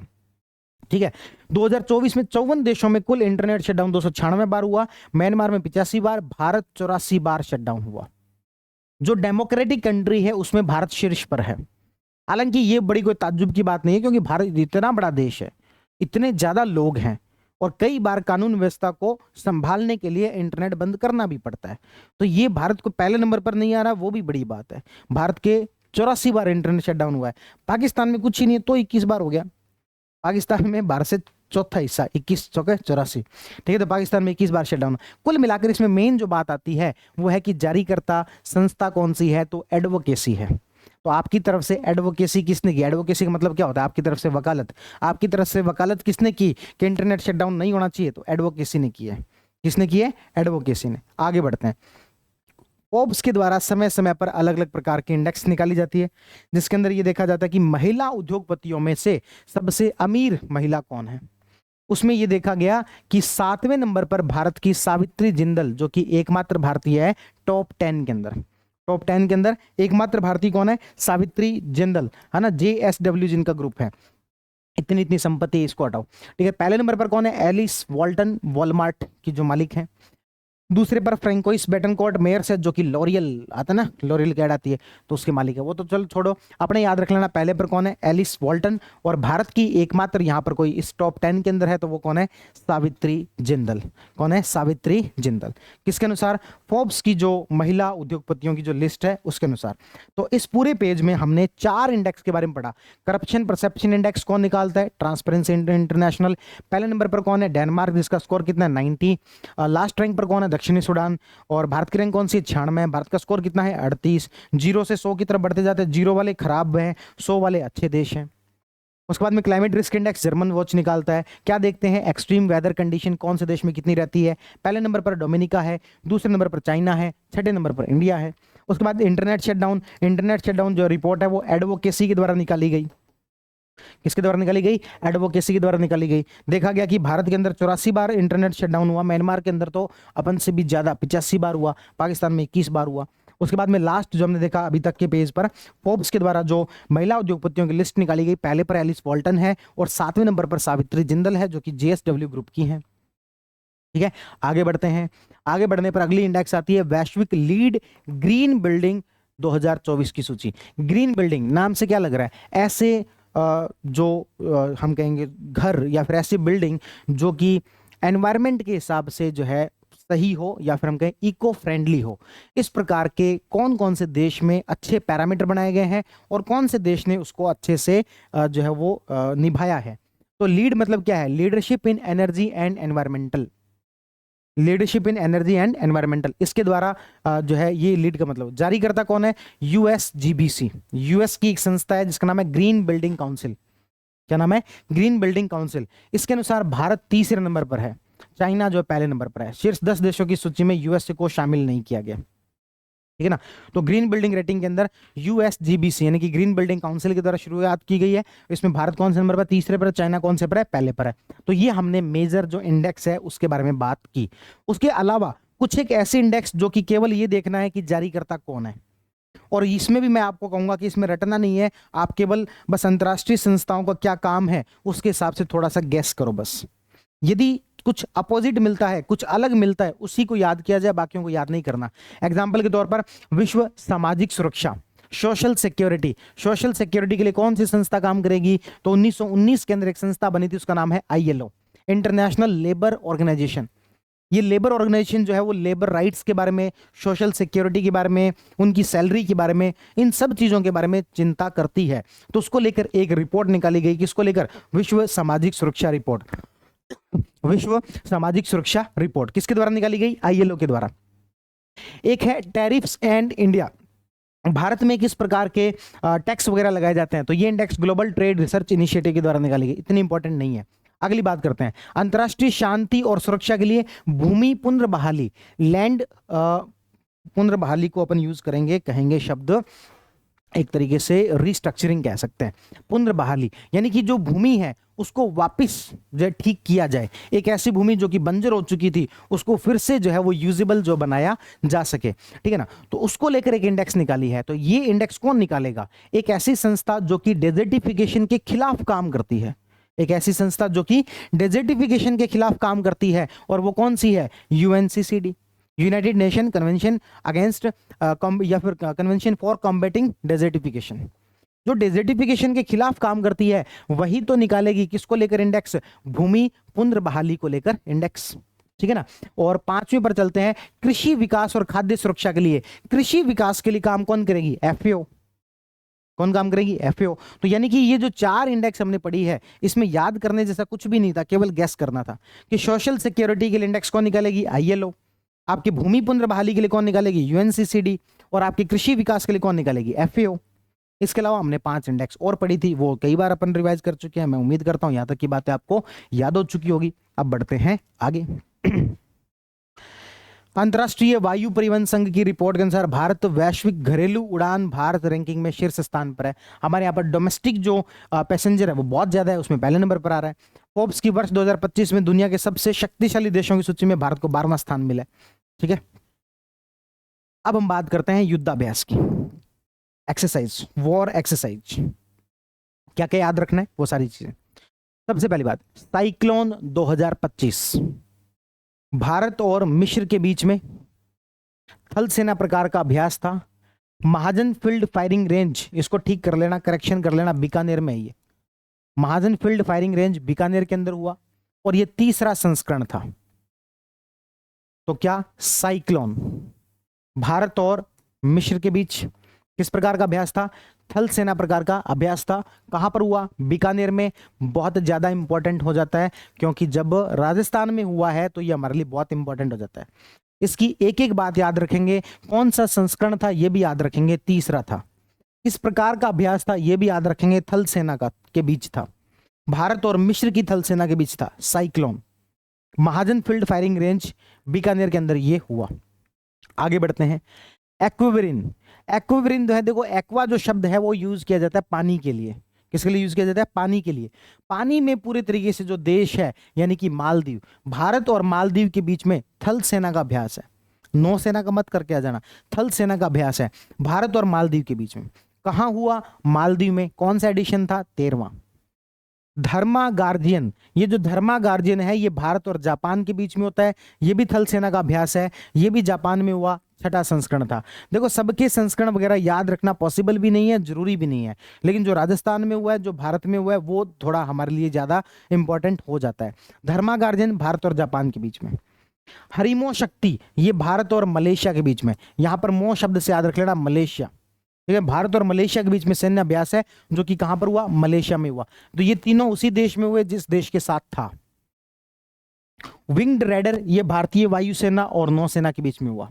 ठीक है। होप टैक, ये भारत और वियतनाम के बीच समुद्री अभ्यास जो कि कहा हुआ? कोच्चि के अंदर। कोमोडो, कोमोडो 38 देशों का अभ्यास था, नौसेना अभ्यास था, इंडोनेशिया में हुआ, भारत ने भी इसके अंदर पार्टिसिपेट किया। सागर कवच, देखो नाम से देखो क्या लगता है? सागर कवच, कवच यानी कि सुरक्षा। किस चीज से सुरक्षा?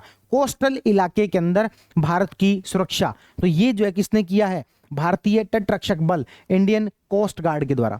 किसके द्वारा हुआ ये? इंडियन कोस्ट गार्ड के द्वारा। कहां पर हुआ है? पश्चिम बंगाल के अंदर। उसके बाद ट्रोपेक्स 25, ये भारतीय नौसेना का अभ्यास है, नौसेना हिंद महासागर। जल थल रक्षा, भारतीय सेना का अभ्यास है, बेट द्वारका गुजरात के अंदर हुआ।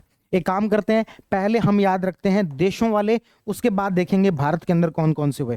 सबसे पहले सबसे ज्यादा इंपॉर्टेंट मुझे बताएंगे साइक्लोन। साइक्लोन किस किस के बीच में? भारत और मिस्र के बीच। कहां पर हुआ? महाजन फील्ड फायरिंग रेंज कहां पर पड़ती है? बीकानेर। कौन सा संस्करण था? तीसरा। कौन सा संस्करण था? तीसरा। सबसे ज्यादा इंपॉर्टेंट यही है, थल सेना का अभ्यास है। उसके बाद मुझे बताएंगे धर्मा गार्जियन, धर्मा गार्जियन जापान और भारत के बीच। कहां पर हुआ? जापान के अंदर। छठा संस्करण था। एक्वेरिन, एक्वेरिन भारत और मालदीव के बीच। कहां पर हुआ? मालदीव में। 13वां संस्करण था। देशों के साथ में हरिमो शक्ति, हरिमो शक्ति मलेशिया के साथ। किसके साथ में?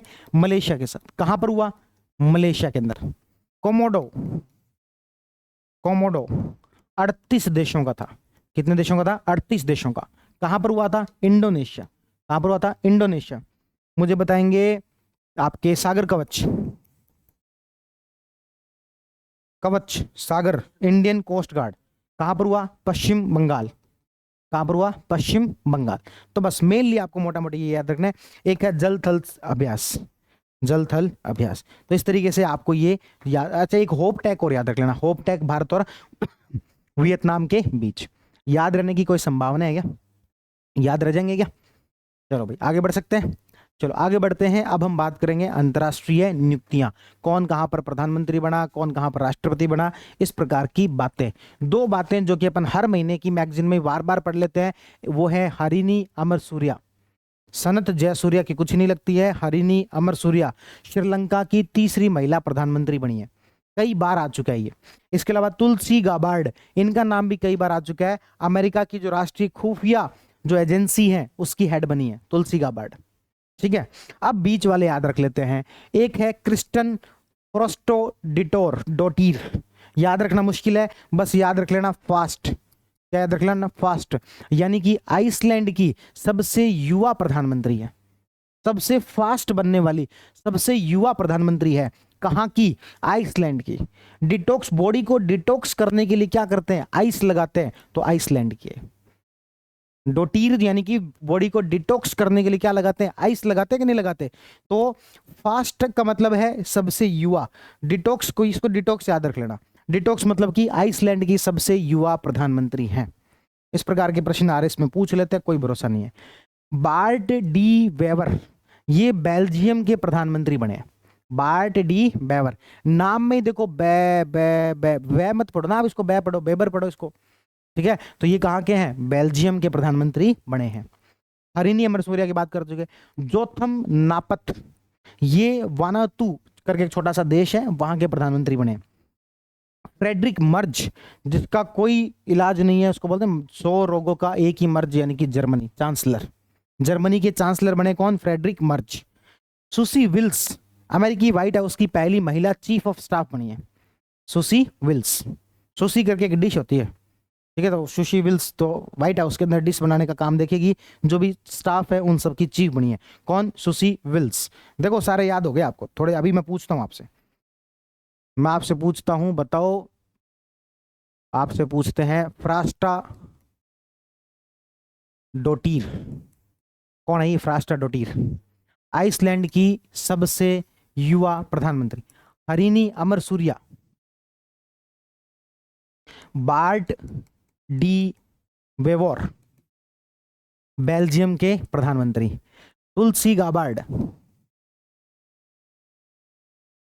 अमेरिका के अंदर खुफिया जो है एजेंसी, उसके हेड बनी है।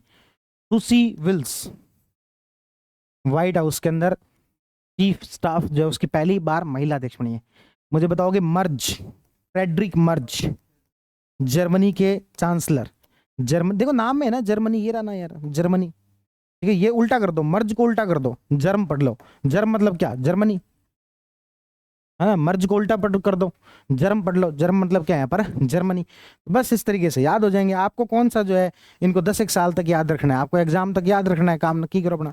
भारत को सिंगापुर में अंतर्राष्ट्रीय समुद्री, ये हो गया कुछ, देख लेना उपाध्यक्ष। अब बात करते हैं सम्मेलन की।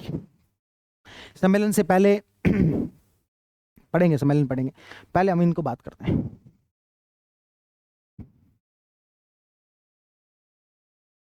तो अपन जो वो सम्मेलन से पहले ये वन लाइनर जो है मैप वाले, इसको पढ़ लेते हैं, ठीक है। चलो भाई शुरुआत करते हैं यूएसए से। देखो मैंने पहले ही कहा था, ट्रम्प भाई साहब आ गए तो वो कहेंगे हम यूएनएचआरसी, ह्यूमन राइट काउंसिल जो है उससे अलग हो रहे हैं, पेरिस ट्रीटी से अलग हो रहे हैं, डब्ल्यूएचओ से अलग हो रहे हैं। इनका ऐसी संस्थाओं में, जिसको ये फर्जी संस्था कहते हैं, इसमें कोई भरोसा नहीं है। तो यूएसए जो है यूएनएचआरसी से, United nation human right council से बाहर हो गया। इसका प्रभाव सीधा सीधा यूएसए के मित्र यानी कि इजराइल पर भी देखने को मिलेगा। इजराइल ने भी यूएनएचआरसी की सदस्यता छोड़ दी। दोनों देश एक साथ ही चलते हैं, तो दोनों ने क्या किया? यूएनएचआरसी की सदस्यता छोड़ दी। इससे पहले हमने देखा था यूएसए ने डब्ल्यूएचओ की सदस्यता छोड़ी थी। इसका प्रभाव इसके मित्र अर्जेंटीना पर भी पड़ेगा, और अर्जेंटीना ने भी क्या किया है? डब्ल्यूएचओ की सदस्यता छोड़ दी, ठीक है, घोषणा कर दी है। चलो वापिस आते हैं यूएसए पर। तो यूएसए ने पहली बात तो यूएनएचआरसी से बाहर हो गया। दूसरी बात, आईसीसी पर प्रतिबंध लगाने वाले आदेश पर हस्ताक्षर किए, यानी कि आईसीसी से भी बाहर हो रहा है। आईसीसी क्या है? बैन करो इसको। आईसीसी यहां पर इंटरनेशनल क्रिकेट काउंसिल की बात नहीं चल रही, यहां पर बात चल रही है इंटरनेशनल क्रिमिनल कोर्ट की, अंतर्राष्ट्रीय आपराधिक न्यायालय, इंटरनेशनल क्रिमिनल कोर्ट। एक यूनाइटेड नेशन है, यूनाइटेड नेशन के अंदर 6 अलग अलग संस्थाएं हैं, उसमें एक संस्था है इंटरनेशनल जो है कोर्ट ऑफ जस्टिस, उसकी बात नहीं चल रही। इंटरनेशनल कोर्ट ऑफ जस्टिस की बात नहीं चल रही, बात किसकी चल रही है? एक संस्था है जिसका नाम है आईसीसी, इंटरनेशनल क्रिमिनल कोर्ट। वो ऐसे ही आदेश पारित करती रहती है। उसने कुछ समय पहले आदेश पारित किया था इंटरनेशनल क्रिमिनल कोर्ट ने कि जो इजराइल की जो सरकार है वो दोषी है, क्योंकि उन्होंने गाजा में बड़े हमले जो किए हैं और क्रिमिनल प्रकार के उनके ऊपर केस बनने चाहिए। इसी वजह से दोनों देश एक दूसरे के साथ दोस्ती निभाएंगे। इन्होंने कहा हम यूएनएचआरसी से बाहर हो रहे हैं, इजराइल ने कहा भाई ने बोला करने का तो मतलब करने का, हम भी बाहर हो रहे हैं। तो भाई ने जब ये त्याग कर दिया तो ये कहेंगे अच्छा ये तुम्हारे खिलाफ ये इंटरनेशनल जो क्रिमिनल कोर्ट वाले ज्यादा बोल रहे थे क्या, अब तुम्हारा भाई आ गया, ट्रम्प आ गया, अपन इसके ऊपर ही बैन लगा देते हैं, ठीक है। और यूएसए ने अमीर विदेशियों के लिए एक गोल्ड कार्ड लॉन्च करने की घोषणा की है। इस प्रकार की जो घोषणा है वो यूएई बहुत समय से कर रहा है, अमीरों को अपनी तरफ आकर्षित करने के लिए। जिसके पास भी पैसे हैं आ जाओ डायरेक्ट यूएई के अंदर इन्वेस्टमेंट करो, यहाँ की 10 साल के हम जो नागरिक 10 साल के लिए हम आपको अलाउ भी कर रहे हैं। उसी प्रकार से अमीर विदेशियों के लिए यूएसए ने भी क्या किया है? गोल्ड कार्ड को लॉन्च किया है, ठीक है ना। तो यूएसए के अंदर 3 बातें पड़ी, एक आईसीसी से बाहर हो रहे हैं, दूसरा यूएनएचआरसी से बाहर हो रहे हैं, और तीसरा गोल्ड कार्ड के बारे में भी अपन ने बात पढ़ी। आगे बढ़ते हैं पनामा। पनामा में मैं कुछ और आपको बताऊं उससे पहले मुझे बताओ, पनामा इससे पहले हमने कहां पढ़ा था आज की क्लास में? भारत ने पनामा के साथ एक समझौता किया था कि यहां पर हम सड़क और बुनियादी आवश्यकताएं जो है वो आपके लिए बनाएंगे। उसी पनामा की बात चल रही है। चीन की एक इनिशिएटिव है बेल्ट एंड रोड इनिशिएटिव, उससे बाहर निकलने वाला पहला लैटिन अमेरिकी देश बन गया है पनामा। इसीलिए भारत के साथ में समझौता किया है, हम आपके यहां पर सड़क बनाएंगे। चीन के बेल्ट एंड रोड इनिशिएटिव से क्या हो गया, बाहर। भारत ने कहा चिंता क्यों कर रहे हो भाई, बैठे ना यार, क्या है कि चीन की मदद ले रहे हो तुम। तो चीन की बेल्ट एंड रोड इनिशिएटिव से बाहर होने वाला पहला लैटिन अमेरिका देश, और भारत का समझौता हुआ सड़क निर्माण को लेकर। आगे बढ़ते हैं। आगे बढ़ने पर एक देश आता है छोटा सा, जिसका नाम है कोस्टारिका। कोस्टारिका देखो क्या है, जैसे ही ट्रंप साहब आएंगे, ट्रंप साहब कहेंगे कि जो भी अमेरिका के अंदर बाहरी लोग रह रहे हैं, नहीं मैक्सिको वाले नहीं बाहर रह रहे हैं, इनको बाहर निकालो। और जब इनको बाहर निकाला जाएगा तो उसके आसपास एक देश होगा जो कि इन निर्वासितों के लिए मदद करेगा, उसका नाम है कोस्टारिका। यूएसए से निर्वासित किए जा रहे भारतीय प्रवासियों के लिए पारगमन केंद्र बनाने के लिए सहमत हुआ है। आगे बढ़ते हैं। एक देश है जिसका नाम है यहां पर आपके होंडुरास। कौन सा देश है? होंडुरास। होंडुरास, होंडुरास जो है, इसको वहां पर एक उष्णकटिबंधीय तूफान आ गया जिसका नाम है सारा। सारा लिखा नहीं, सारा, सिर्फ सारा। तो सारा जो है उसके खिलाफ, यानी कि सारा नाम का जो तूफान है उसके खिलाफ होंडुरास को जो है वो भारत ने मदद भेजी है। फिर से बात करते हैं। अमेरिका के अंदर 3 बातें पड़ी। पनामा का हमने देखा, चीन की बेल्ट एंड रोड इनिशिएटिव से बाहर हो गया और जो है वो भारत इसको मदद करेगा सड़क बनाने में। कोस्टारिका के हमने कहा कि यूएसए से जो निर्वासित हो रहे हैं और भारतीय जो है उनको मदद कर देगा। उसके बाद में होंडुरास को हमने कहा वहां पर सारा नाम का तूफान आ गया। देखो नाम में ही है ना, देखो याद बहुत आसानी से हो जाएगा।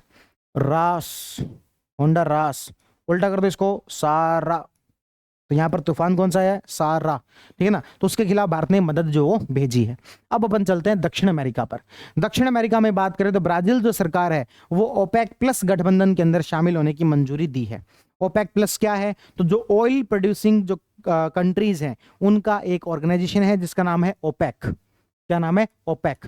अब इसमें ऐसे देश जो कि और शामिल होना चाहते हैं उनके लिए इन्होंने एक ऑर्गेनाइजेशन बनाया ओपेक प्लस, उसके अंदर ब्राजील जो शामिल होगा ऐसा इन्होंने कहा है।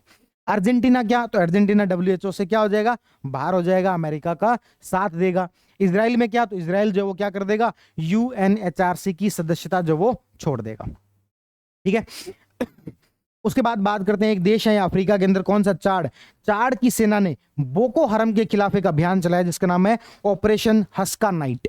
ऑपरेशन हस्का नाइट किसके खिलाफ? बोको हरम। बोको हरम क्या है? तो एक आतंकवादी संगठन है, टेररिस्ट ऑर्गेनाइजेशन है। तो चाड ने उसके खिलाफ जो वो सेना चढ़ा दी है।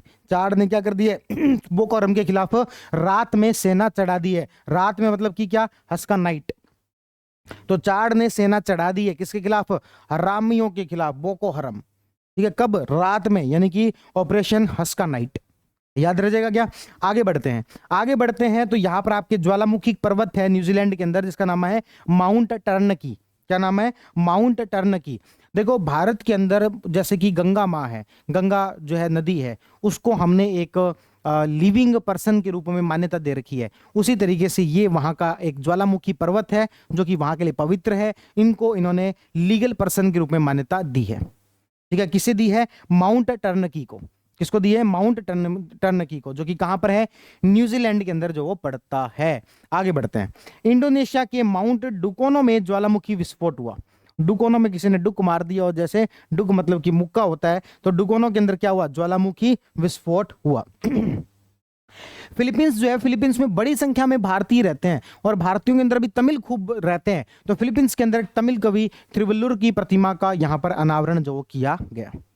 भारत के रेफरेंस में 2 बातें हैं। भारत ने इलेक्ट्रॉनिक कार्मिक लाइसेंस या फिर मैं कहूं डिजिटल पायलट लाइसेंस जो है वो की शुरुआत कर दी है। यानी कि पायलट को, जो कि एविएशन से संबंधित जो है, उनको लाइसेंस जो जारी किया जाता है वो अब डिजिटली किया जा सकेगा। तो भारत ऐसा करने वाला दूसरा देश है। तो भारत ऐसा दूसरा देश है जिसने कि डिजिटल पायलट लाइसेंस को या फिर इलेक्ट्रॉनिक कार्मिक जो आपके लाइसेंस है उसको लॉन्च करने वाला दूसरा देश जो वो बन गया है।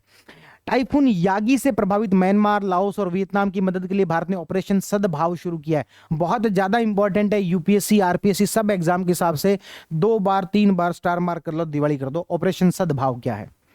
ऑपरेशन सद्भाव क्या है? तो यागी नाम का एक तूफान आया था। कहां पर आया था? South east Asia south east Asia के अंदर, यानी कि आपके म्यांमार, लाओस और वियतनाम, वहां पर मदद करने के लिए भारत ने जो ऑपरेशन लॉन्च किया है उसका नाम क्या है? ऑपरेशन सद्भाव। कौन सा सद्भाव? ऑपरेशन सद्भाव। कहां पर? यागी नाम से प्रभावित म्यांमार, लाओस और वियतनाम की मदद के लिए। नाइजर की बात करें तो वहां पर एक जो रोग है जिसका नाम है ओंकोसेरसियासिस। क्या नाम है? ओंकोसेरसियासिस, या फिर इसको आप लोग रिवर ब्लाइंडनेस के नाम से भी जानते हो, नदी अंधता के नाम से भी जानते हो। तो उसको समाप्त करने वाला पहला जो देश है वो बन गया है नाइजर। कौन सा बन गया है? नाइजर। ठीक है। जो ब्रिटेन है, ब्रिटेन में एआई जनरेटेड बाल शोषण सामग्री होती है उसको अपराध घोषित कर दिया है ना। एआई से जनरेट की गई आजकल बहुत सारी ऐसी एआई वीडियोस आपने देखी होंगी, इस प्रकार की से नई नई कुछ भी वीडियोस बना देते हैं।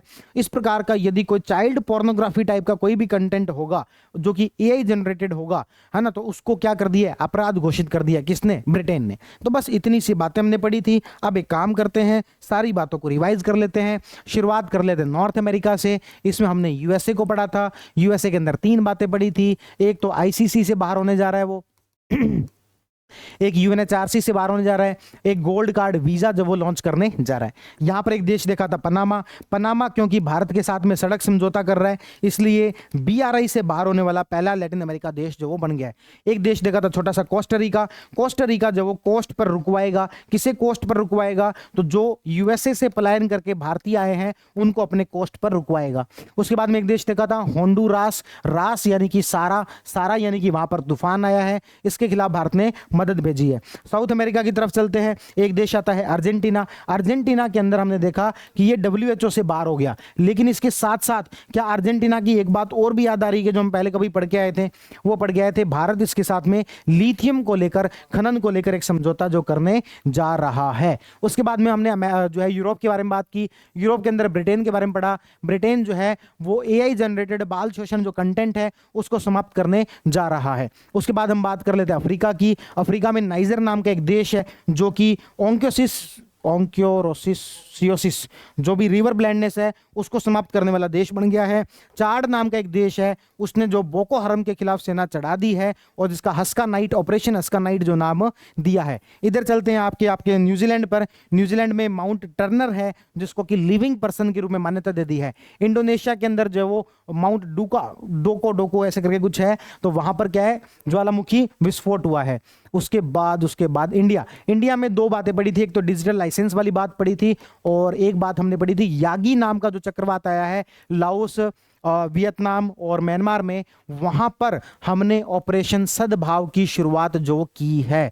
1-2 बातें और रह गई, चलो हो गया। ये सब हमने क्या पढ़े? 1 लाइनर याद हो जाएंगे क्या? चलो भाई अब बढ़ते हैं लास्ट जो हमारा है और वो है सम्मेलन। कौन सा रह गया था? सारा हो गया। फिलीपींस, हाँ फिलीपींस में वो तमिल वाला हो गया, बस ठीक है, और तो सारे हो गए थे। चलो भाई सम्मेलन G20 की विदेश मंत्रियों की बैठक हुई जोहान्सबर्ग, साउथ अफ्रीका के अंदर। हिंद महासागर सम्मेलन, इंडियन ओशन का जो एक कॉन्फ्रेंस हुआ मस्कट, ओमान के अंदर। 8वां संस्करण था। इंडिया फाउंडेशन ने इसकी जो शुरुआत की। रायसीना डायलॉग, ये थोड़ा सा इंपॉर्टेंट है। देखो रायसीना डायलॉग तो हमेशा से होता था, जो कि हमारे डिफेंस या फिर हमारी इंटरनल सिक्योरिटी को लेकर एक डायलॉग शुरुआत की गई। लेकिन अभी जो हुआ है वो है रायसीना मध्य पूर्व सम्मेलन। ये इसका पहला संस्करण है। इससे पहले जो होते थे वो रायसीना डायलॉग था। अभी क्या है? रायसीना मध्य पूर्व सम्मेलन जो कि यूएई के अंदर हुआ है। मध्य पूर्व यानी कि आपके इधर वाले जो देश हैं उनके लिए, तो यूएई की, उसको भी कौन करवाता था? Observer research foundation. इसको रायसीना डायलॉग को, ये इसको भी कौन करवा रहा है? ऑब्जर्वर रिसर्च फाउंडेशन और विदेश मंत्रालय। उसके साथ साथ में एक देश और मिल गया और वो है यूएई। भारत बहरीन महोत्सव बहरीन के अंदर हुआ, दूसरा संस्करण था। बायोफेच जर्मनी के अंदर हुआ, ऑर्गेनिक फूड पर आयोजित एक व्यापार मेला है। विश्व आयुर्वेद कांग्रेस जो है वो उत्तराखंड में नहीं यूके के अंदर हुआ, 10वां संस्करण है। संवाद कार्यक्रम वैश्विक हिंदू, ये थाईलैंड में हुआ। वर्ल्ड गवर्नमेंट समिट, ये हर वर्ष होता है। वर्ल्ड गवर्नमेंट समिट ये दुबई के अंदर होता है और ये इसका 12वां संस्करण था। तो ये वाला और ये वाला, ये दोनों तो यूएई के अंदर है। वर्ल्ड गवर्नमेंट समिट तो देखो याद रहना ही चाहिए, क्योंकि वो हर वर्ष दुबई में ही होता है। जैसे वर्ल्ड इकोनॉमिक फोरम है WEF, उसका हर वर्ष एक जो सम्मेलन है वो दावोस के अंदर होता है। उसी तरीके से वर्ल्ड गवर्नमेंट समिट का जो सम्मेलन है वो हर वर्ष दुबई के अंदर होता है। और एक हमने पढ़ा रायसीना मध्य पूर्व सम्मेलन जो कि अबू धाबी के अंदर हुआ, जो कि पहला संस्करण था, जो कि विदेश मंत्रालय, ऑब्जर्व रिसर्च फाउंडेशन और यूएई के द्वारा जो किया गया। एक हमने देखा धर्म वाला, हिंदू बौद्ध वाला, ये थाईलैंड के अंदर हुआ। और G20 वाला जोहान्सबर्ग के अंदर हुआ। तो ये कुछ पॉइंट है जो कि आपको याद रखने हैं, ठीक है। एक दो पॉइंट और हैं, इनको पढ़ लेना आप अपने हिसाब से। बस एक दो बात मैं आपको बता दूं, यूएन महासभा के 79 सेशन के जो अध्यक्ष है फिलिमोन यांग, उन्होंने भारत की पहली बार ऑफिशियल जो विजिट की। तो ये पता होना चाहिए, UN United nation general assembly के 79 सेशन के जो अध्यक्ष हैं वो कौन है? फिलिमोन यांग है। कौन से देश से हैं कमेंट सेक्शन में बताएंगे। फिलिमोन यांग, ठीक है ना। तो उनकी पहली भारतीय आधिकारिक यात्रा थी। तो इसी के साथ हमने आईआर वाला जो सेक्शन है उसे कर दिया कंप्लीट, ठीक है। अब इसको आप पढ़ोगे, एक बार भी पढ़ लिया तो पक्का याद हो जाएगा। वैसे तो क्लास में ही याद हो गया होना चाहिए, ऐसी मेरी पूरी कोशिश थी। चलो भाई, मिलते हैं अगली क्लास के अंदर। धन्यवाद, थैंक यू।